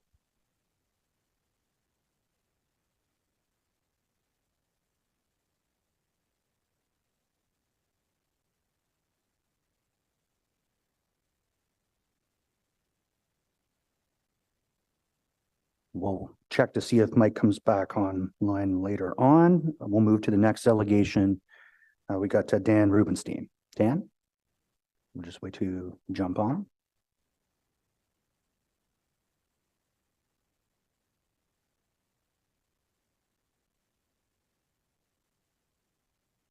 Hi there. I think you can hear me. I'm not sure if my video is cooperating, but I'm happy to start without being seen, if that's okay. Absolutely, Dan. 5 minutes. The floor is yours. Sure. Thanks for the opportunity, Chair and councillors. I will keep my remarks brief, and many of the things that I'm planning to say echo what a lot of my fellow delegates have said today. I live in Alta Vista. I've been a resident of this neighborhood for 15 years, and I've been a year-round bike commuter for 20 years. I work at Carleton University, so I'm often crossing Billings Bridge on my bike twice a day. And if I'm heading out in the evenings or running errands, I'm often on the bridge 3, 4, 5 times a day. I'm an very experienced bike commuter, and even I don't feel safe on that bridge. It takes kind of all of the knowledge and experience that I have to be able to do that and to do it comfortably and with confidence. One of my daughters is now a Carleton University student, and as much as I would like to encourage her to bike to campus, I don't feel right doing so because of the dangers on that bridge. So adding bike lanes to that bridge, I think, is hugely important. It's a timely move. The opportunity is there, and I can't see why the city would not do it. I was going to speak about climate change and the climate emergency, the fires across Canada, the intense storms here in Ottawa, but others have spoken to that already. So from a bigger picture perspective, anything we can do to encourage active, sustainable transportation is hugely important. I'm thinking about the new residential towers being built at Bank and Riverside, and the hundreds of residents who are going to be moving into that exact area. Many of whom, from what I have heard and what I understand, won't necessarily be drivers. There's been variances to reduce the number of parking spaces, hopefully be some younger people, and people will be using public transit and biking. So anything we can do to make their lives easier when there's hundreds of people at that intersection is a big step. I've had the opportunity this past summer to do some traveling, and I've spent time in Toronto, in Montreal, in New York City. These are all cities that have done a lot to improve cycling infrastructure over the past 5, 10, 15 years. And I think it's fair to say that they're reaping the benefits of the investment. It's short-term pain for long-term gain. It's better from an environmental perspective, quality of life for locals as they get around. There's also advantages for businesses, for tourism. So the economic development piece is there as well. It'd be nice to see Ottawa continue moving in that direction. And then lastly here, I'll wrap up quickly. Just yesterday, one of my neighbors was in a bike accident on Bank Street. He was heading south, heading home, and he had to come to a really abrupt stop at Glen when a car cut him off to turn right. He was hurt. He fell onto the street. He avoided the car. The paramedics were there. And although Bank and Glen is a couple blocks north of the area in question and wouldn't necessarily be directly impacted by the addition of bike lanes on the bridge, anything we can do to add cycling infrastructure makes drivers and other people more aware that there are cyclists out there, that there are cyclists moving around. And that awareness is a critical part of cycling safety. When you see bike lanes, when you see green paint, when you see signs, you know that there's going to be cyclists around. And maybe this woman wouldn't have pulled in front of the cyclist, cut him off, led to an accident, which it hurt him, could have been bad. He's just a father trying to get home to his kids. And anything we can do to make things safer for people like that is hugely important. Thanks for the opportunity to speak. Appreciate it. Thank you very much, Dan, for your delegation today. I don't see any questions. So we'll go back. It appears Mike Little has now joined us. Mike, we'll wait till you come online.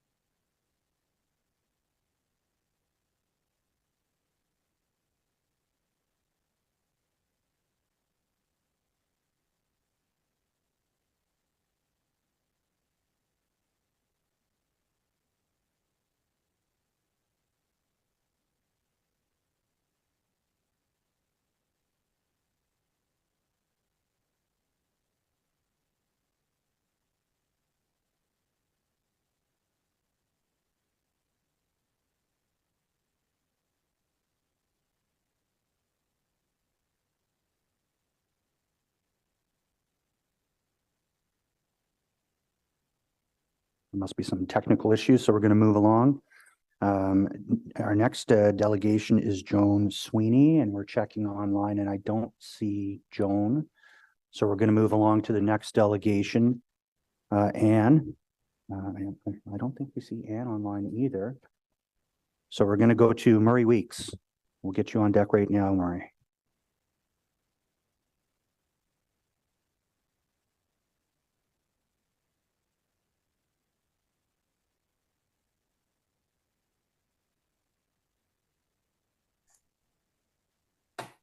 Hi, Murray. You have 5 minutes. We can hear you clearly and we can see you. So the floor is yours.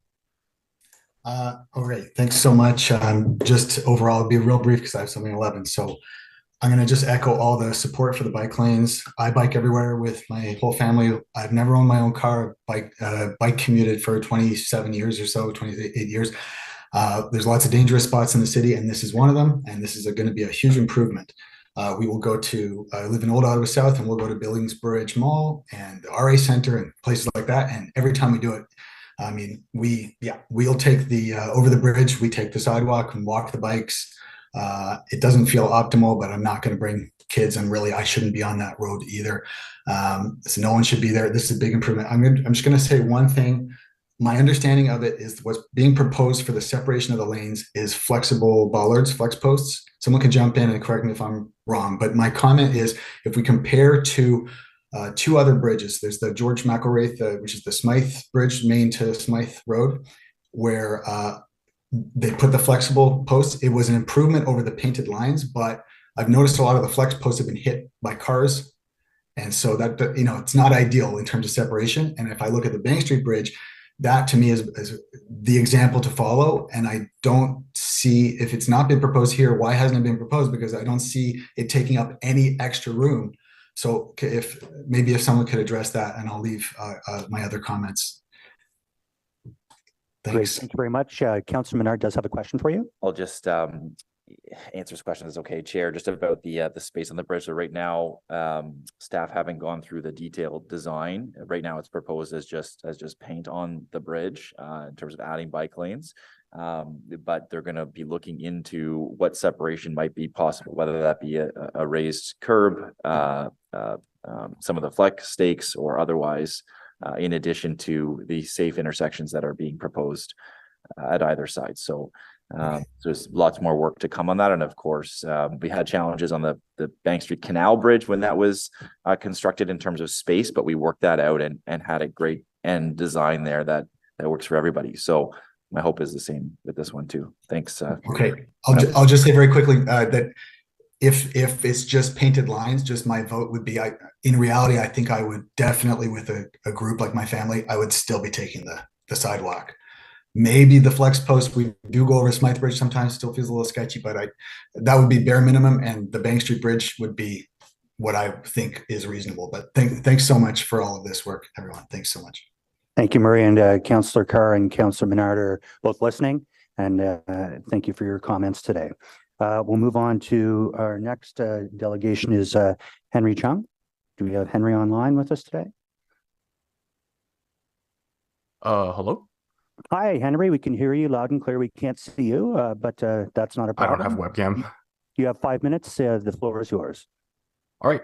So I'll start off by saying I was a resident of the Alta Vista neighborhood up until 3 weeks ago when I moved. Used to bike downtown all the time in the evening to go meet up at the Level 1 game pub. In the summer, I could take the Rideau River Pathway and go up to like Herdman Bridge, and it's a nice bike ride, but it adds another like 20 or 30 minutes to my commute there. So if I wanted to get there faster, I'd have to go over Billings Bridge. And for me, I didn't really have the option of taking the sidewalk because I had a big old e-bike. It had wide handlebars. It was super heavy. So if I ran into someone who was in a wheelchair or something, I really was just going to be completely in the way. So some might say I'm kind of dumb for doing this, but I would bike on the bridge every single time. And it was always like the most terrifying part of getting there. But I also, especially in the winter, like I would continue to do this in the winter. The Rideau River path isn't open in the winter because it's a cross-country ski path. And so to cross the river, the only real option is Billings Bridge. And once I crossed there, like I could take Riverdale up to Maine and take those bike paths. But it was still something, it was still like the only way, realistically, the only way to cross the river from Alta Vista. So I'm very supportive of adding bike lanes to the bridge. I do have to repeat the statement that I think paint is not really enough. It was never, paint will reinforce drivers who do obey the law to, move off to the side and give me enough space. But it was never law-abiding drivers that I had an issue with. It was, drivers who were angry that they felt they were slower behind a cyclist and would try to squeeze past me in an unsafe manner, that really put me in the most danger. So this is a good start for the bridge, but I would love to see, again, physical separation, like concrete barriers, raised curbs, anything like that. As far as the extension, like the bus lane and bike lane on Bank Street, I think it's a fantastic idea. Again, because of all the cars parked on Bank and then traffic on the other lane, I generally made an effort to avoid biking on Bank Street. If I had to get around a parked car, that means I have to merge into moving traffic.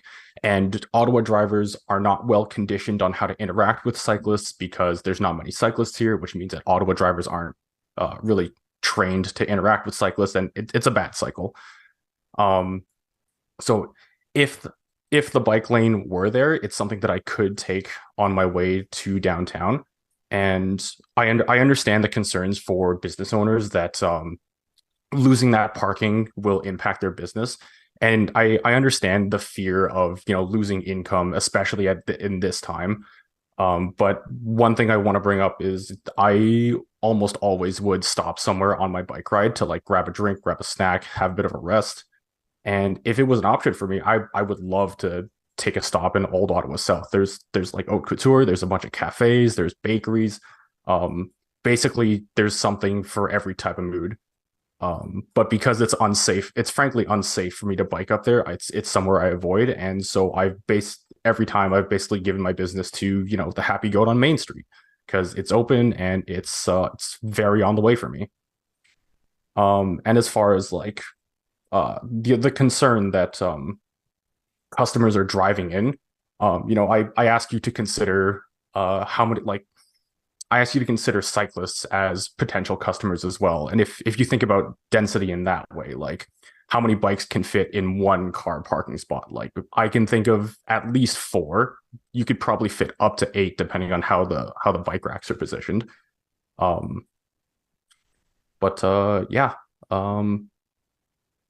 Yeah, I think that's all I have to say. Thank you very much, Henry, for your delegation today. We're all listening. Seeing no questions, we notice the next delegation is not in attendance. So we're going to go to the final delegation today. So good job, everyone. You understood the assignment. We stuck to the discussion on the table today. Our final delegation is William Van Geist.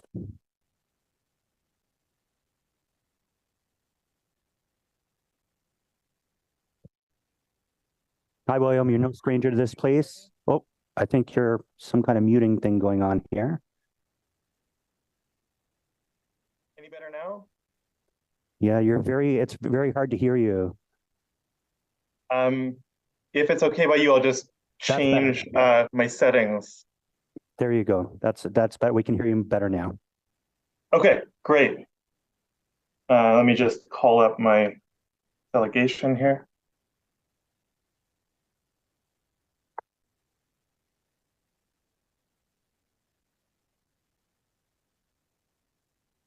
Okay, thanks very much for your patience. It's been quite a lineup of delegations.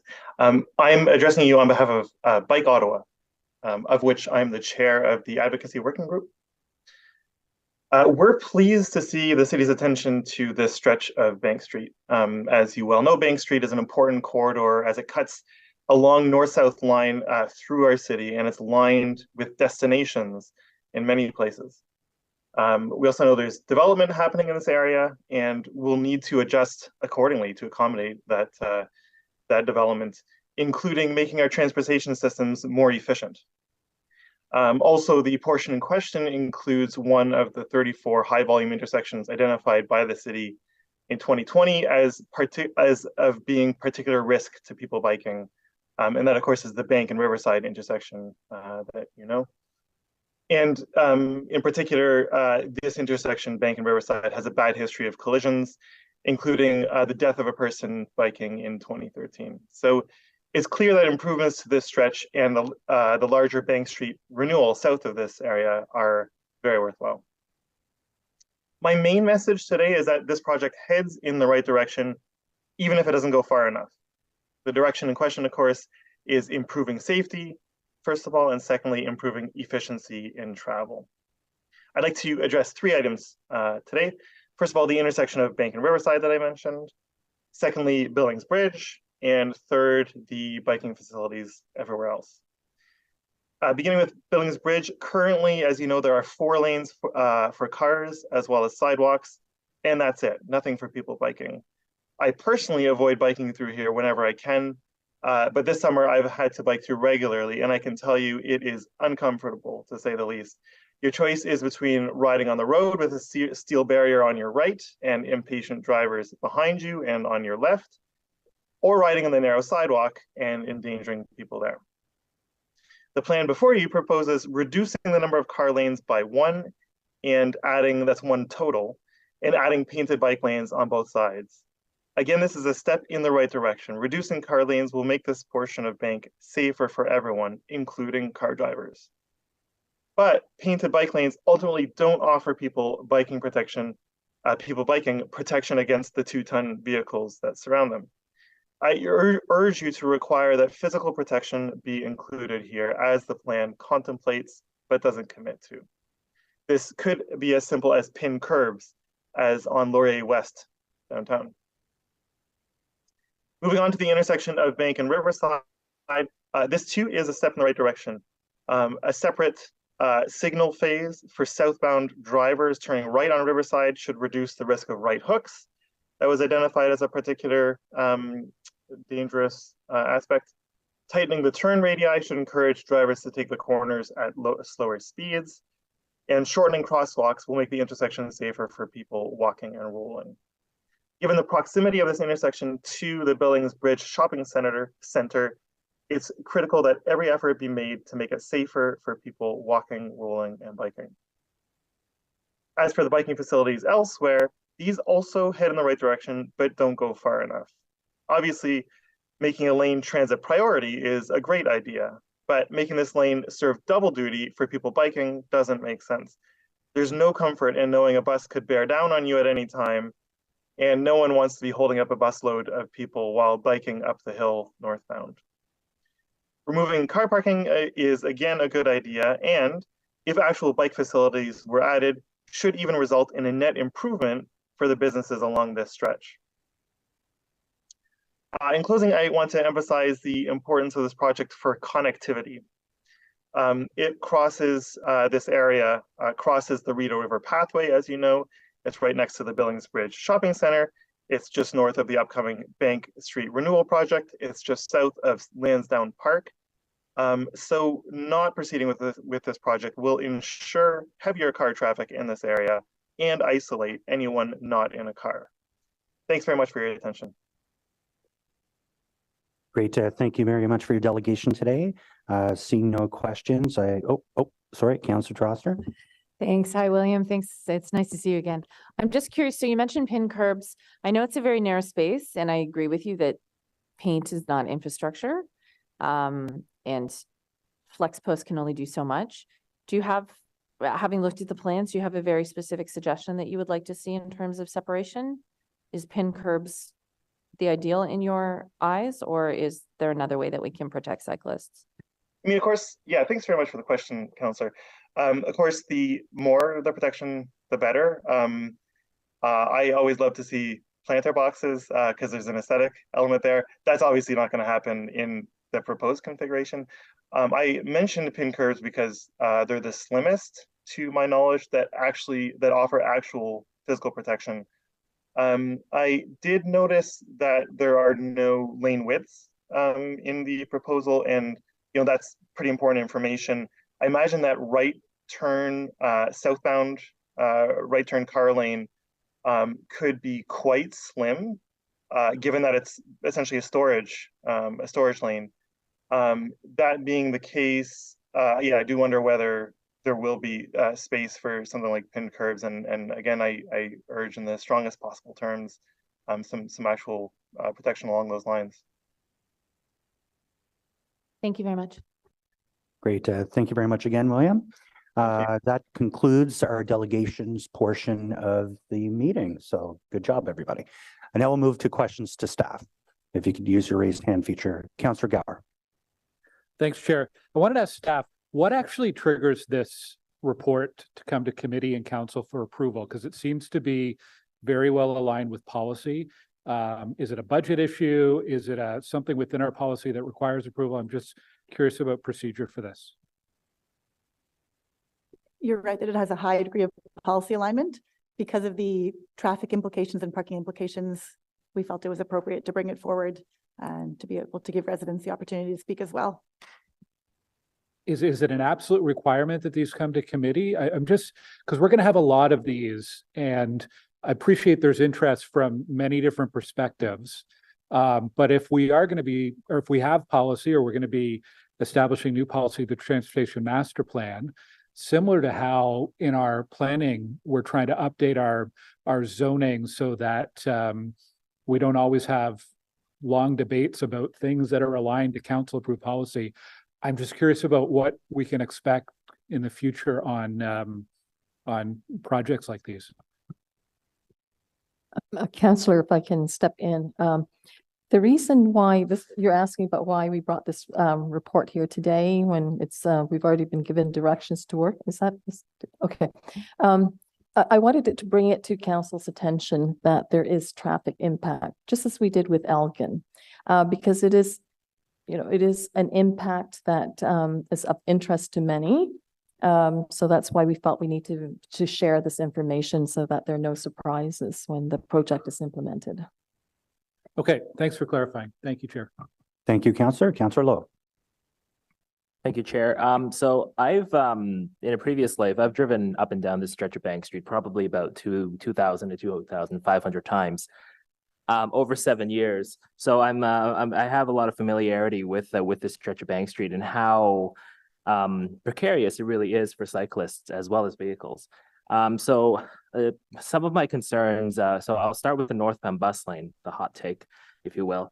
Start with the northbound bus lane is, I don't think it'll actually make a difference for public transit because your bus stops northbound at Riverdale, Cameron, Belmont are before the traffic light, and the traffic light cycles change so quickly on Bank Street that every time you're at a bus stop, the light changes anyway, so you're held up anyway. I get the spirit of the bus lane to keep the bus moving and keep it from changing lanes, but in that crowded section of Bank Street, typically it does.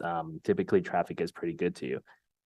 So with that northbound bus lane, with the reduction to one lane going southbound, like I'm thinking of the southbound buses now, because in the afternoon rush, at least pre-pandemic, I'm not sure about now, but at least pre-pandemic, traffic would normally be backed up going southbound till like Cameron to cross the Billings Bridge. Do you foresee any greater impact in terms of that, in terms of the reduction to one lane going through the intersection at Riverdale? We do expect there to be some queue leading back from Riverdale northward in the southbound direction due to the reduction to one lane. But I believe it goes about as far as Cameron, so it's not anything more significant than what we would expect today. Okay, and then going further, so there is a bus stop on Bank Street south of Riverdale, going southbound. In the drawing that was provided to us, that was attached to the report, I should say, there's a dash line. That means I'm guessing the bus pulls into the bike lane to service that stop, the 6 and the 5. I'm picturing a scenario just like on Woodruff and just like in whatever other streets with a painted bike lane where you have a bus stopped in the bike lane. You have cars kind of trying to weave around, and then you also have cyclists trying to get around the bus. So that, I think, creates an even more dangerous situation than what you're trying to alleviate. Has there been any consideration of some sort of bulb out or with ramps for bikes up and down in that location? Yeah, normally we would try to do something like that, like a bulb out where the cycle track goes behind the bus stop or a landing zone for the bus stop. But in some situations, we just don't have enough space to do that. And this is one of those where we don't have sufficient space. So the next best option is to have buses stop in the bike lane, and bikes would be expected to wait behind the bus and not proceed around the bus. That's fair. Like expectation is not the same as practice, right? You can we can tell cars are supposed to wait behind buses when they're stopped in bike lanes, but they don't. And that creates a lot of situations where you have really unsafe lane changes on roads like Woodruff, and I can foresee the same thing on Riverdale, including coming into oncoming traffic for in that one lane section. So I would that is something I would appreciate if possible to consider adding a bulb out there with a ramp for cyclists, because I think that will actually worsen the situation in the current design. Not a qualified engineer, by the way. I will hold my questions for later, the rest of my questions for later, and let my colleagues go first. Great, thank you. Councillor Troster. So I think I know the answer to this, because we do have this issue of buses going into the bike lane, which I am very worried about. But what's stopping the city from putting in more robust protection for cyclists? Because, you know, law-abiding drivers who are cautious with cyclists, they will follow the painted line, but other people won't. And the data out there shows that painted lines offer almost no protection to cyclists. So is there an opportunity anywhere in that stretch to put in pin curbs or something more robust? So the width of Billings Bridge is very limited. We're not changing the edge of the bridge. And the 3 resulting traffic lanes across the bridge all have to be of a certain width because they accommodate both trucks and buses. And the bike lanes also have to be of a certain width in order to accommodate winter maintenance. All that to say is we're still looking at options to provide some type of physical separation between the vehicle lanes and the bike lanes. We don't know yet what that might look like, but we're looking at all kinds of different options, including pin curbs and different types of temporary materials as well. But we don't know what that might be yet. So that's something that during the detailed design, we'll get into more detail. Great. And one more question. Having recently come back from Montreal to see a lot of their transformation to cycling infrastructure in the plateau, they're using a lot of planters and greenery, as you know, attached to pin curbs. Is that something you'd be willing to explore? I mean, that area is desperate for some green. It's pretty much a concrete jungle.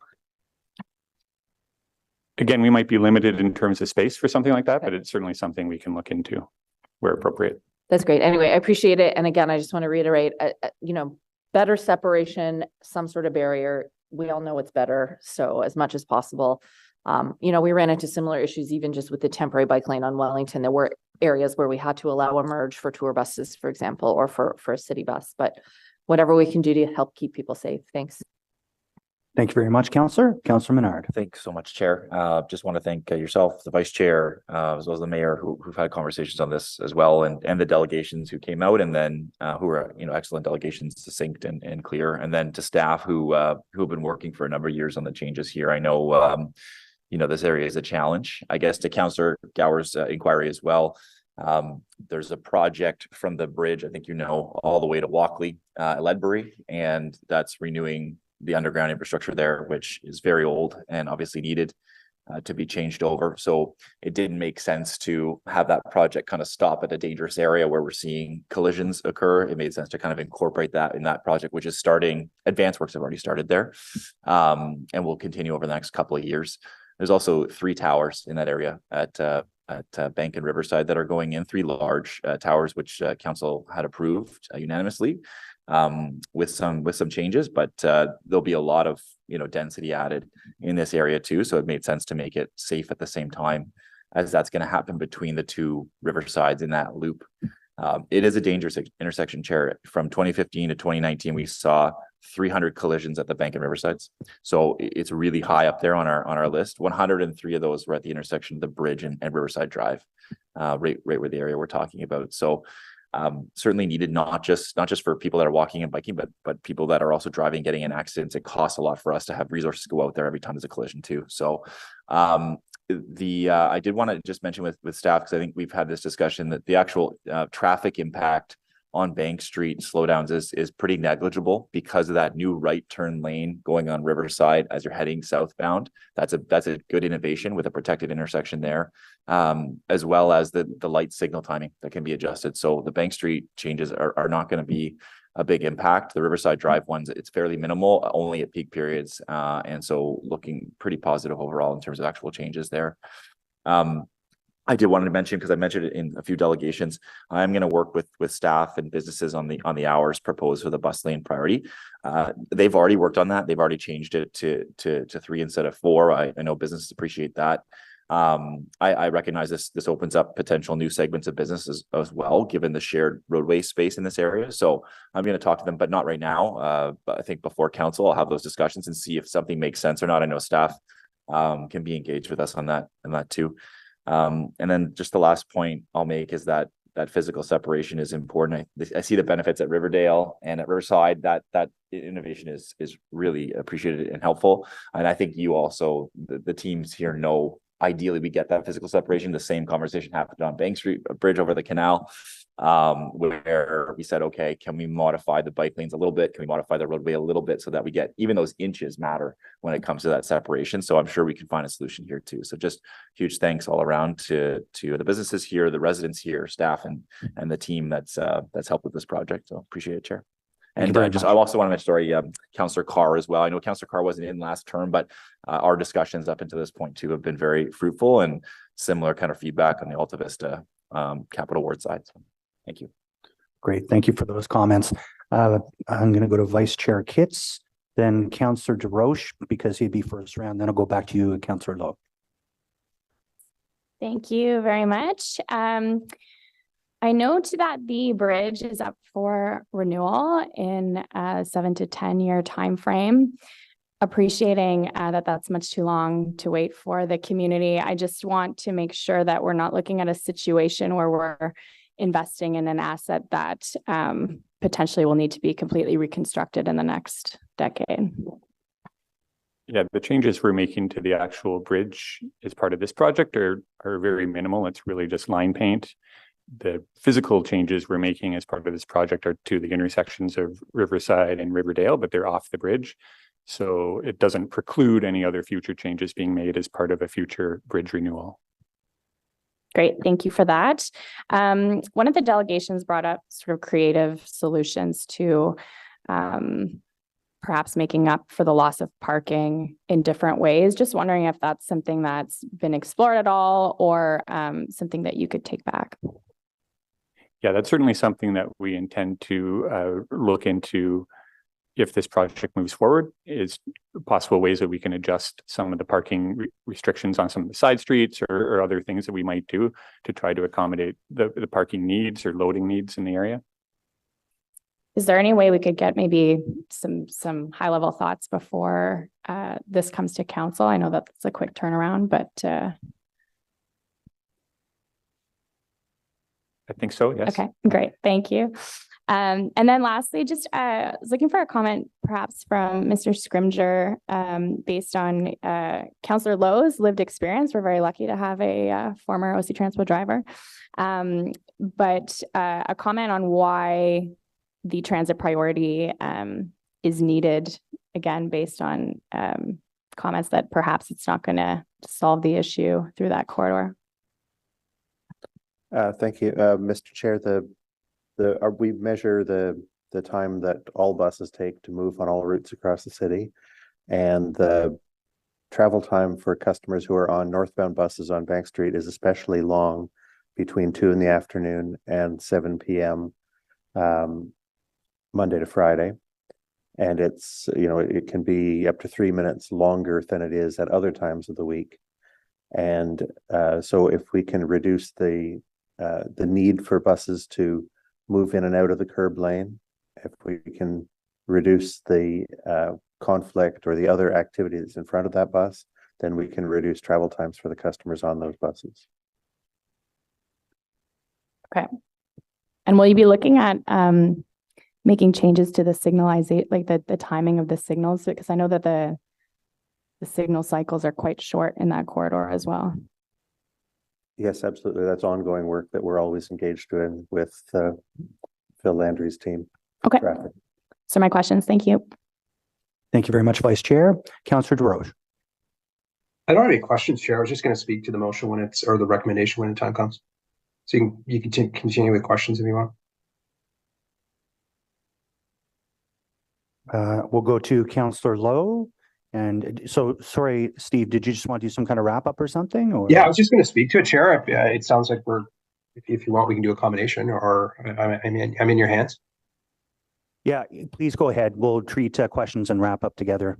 Just to Thanks, Chair, and I won't take long. And I for one am glad that the project is before us. I think a big part of the mandate of this committee, Transportation Committee, is to look at things as a network. And this bridge, is particularly our bridges throughout the city, are really those pinch points for the transportation network. So I'm pleased it came forward.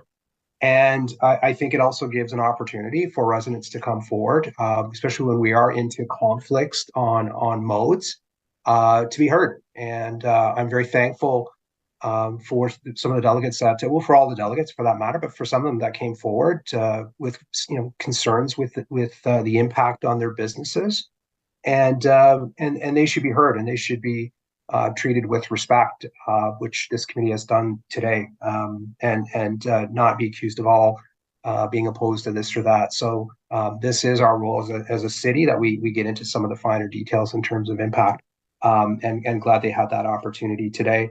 I think I think we are moving towards making a more sustainable city. We're making massive investments in the LRT infrastructure in the north-south.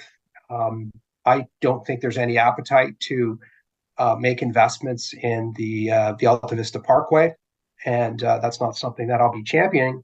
But in terms of, if we move away from that, then I think it's going to put greater pressure on the road network, and particularly the bridges that are pinch points. And we heard from staff that there will be trade-offs, and that the traffic will be diverted to other parts of the city, and those people will someday wake up to these impacts. And again, I think we have to be transparent in the decision that we have. So again, I'm going to be dissenting on this today. Again, I think I appreciate staff. We'll say that there's a heritage aspect to this bridge, but we already do have a cantilever structure to it. I think we could have provided for some greater and creative accommodation through cantilevers. And I think when you travel to cities around the world, you do see that kind of creativity that goes into it. So again, I won't be supporting it today. I appreciate we're trying to balance a wide range of transportation needs, but this is not the choice that I would have picked, and won't be supporting it today. Thanks, Chair. Thank you, Councillor. Your dissent has been noted. We're still on first round, so I'll go to Councillor Devine.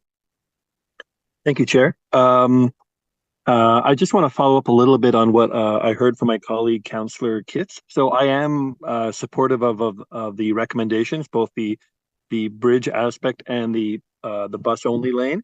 But I am also cognizant of the concern that businesses raised about the loss of parking, even though one delegate made it clear that the amount of parking spots reduced would represent, a very small number, 3% of parking spaces available. But I do, just to follow up on what Councillor Kitt said, which was in recognition of what we heard from a delegate, I did take a quick peek. Some of those streets that lead onto Bank, I think it's Glen, Convent, or streets like that, they're rather wide one-way streets. And so I just want to, staff already responded to Councillor Kitts that they will possibly coming back with some high-level suggestions of parking modifications that can be made on those residential streets. But in my non-expert opinion, better land use could be acquired through the exploration of diagonal parking on those streets. I'm not sure to what level it's been explored, but even if you're looking at only the first 40 meters east and west of Bank, if you go from straight on parking to diagonal, you're putting a lot more parking spaces in there, which could set a precedent for allowing us to take more parking away from main thoroughfares to accommodate more projects like this. So if that is something that could be discussed high level as we consider this, just to echo my colleague, Councillor Kitts, I would appreciate that. Thank you. Great. Thank you for your comments. Appreciate it. I don't know if staff have anything to add to that, but they've listened to you, Councillor Devine. So if you're satisfied with that, we'll move on to back to Councillor Lowe. and second round. Thank you, Chair.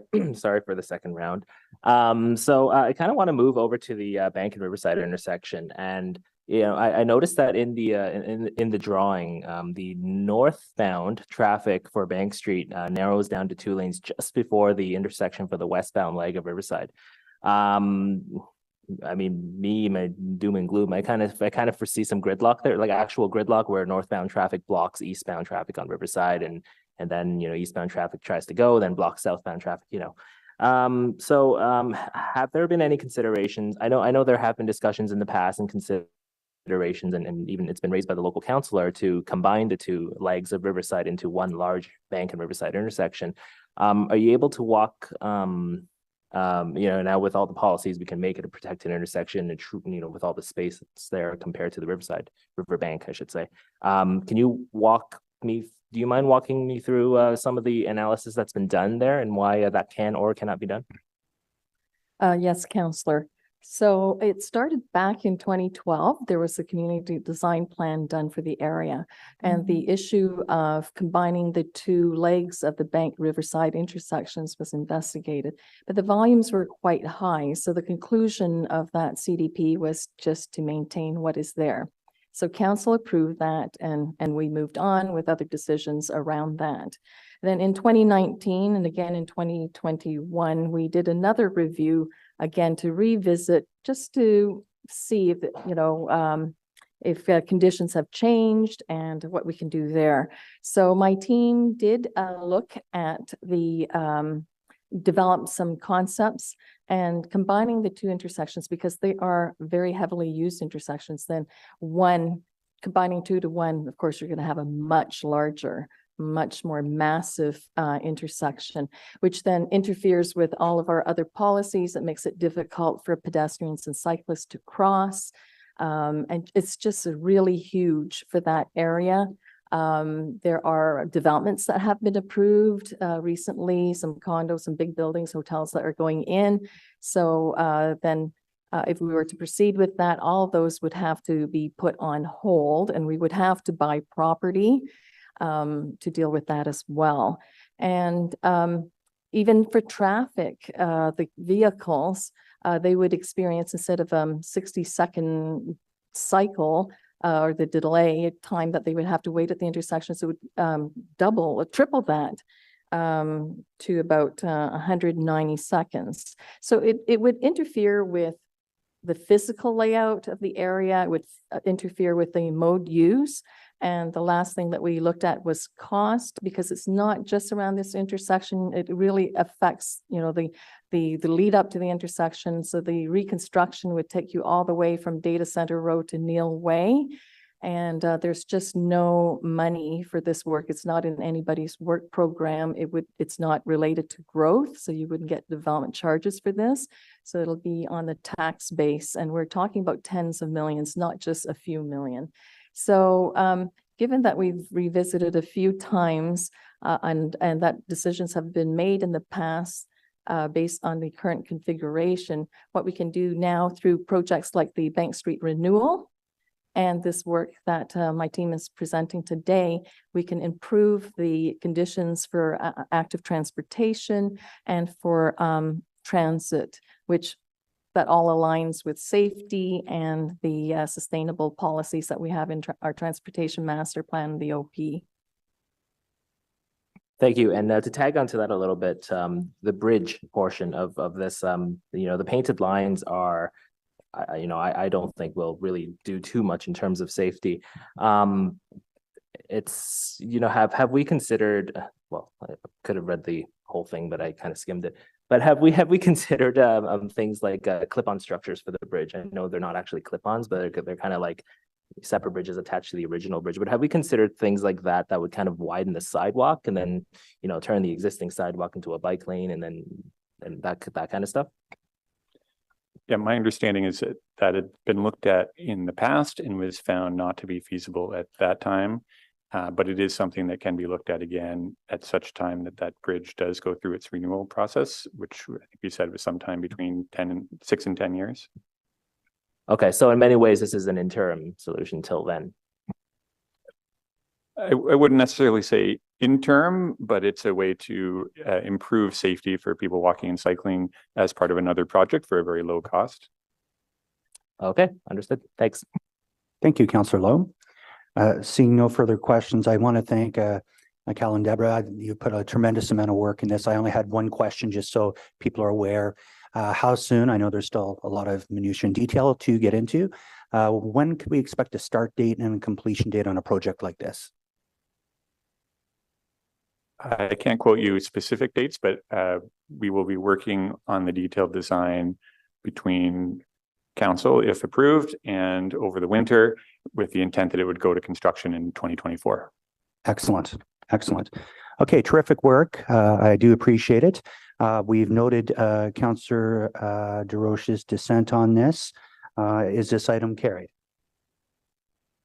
Great. Thank you very much, everybody. Can I dissent on item 2? Item two, so note dissent on item 2 for Councillor Lowe. So we have no in-camera motions or in-camera items, sorry. Therefore, okay, no, on, wow, that was going way quicker than I thought. Okay, notices motion for subsequent meetings. We do not have one. We do have an inquiry by Councillor Troster. Thank you, Chair. I almost forgot about that.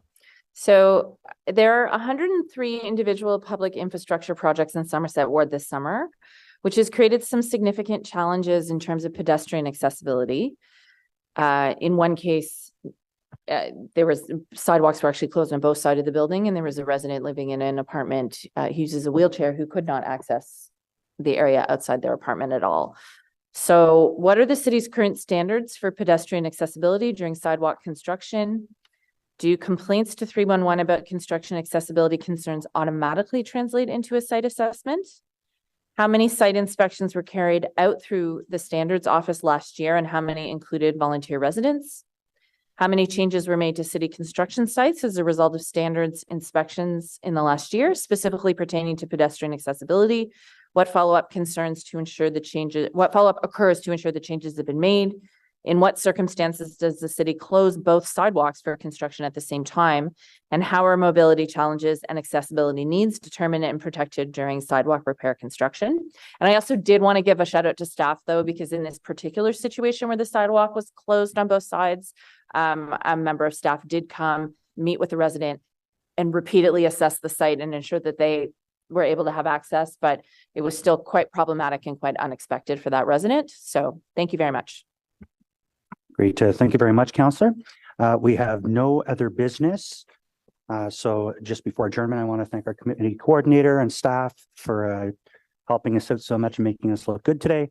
And adjournment, next meeting is going to take place September 28th, 2003. Have a great day.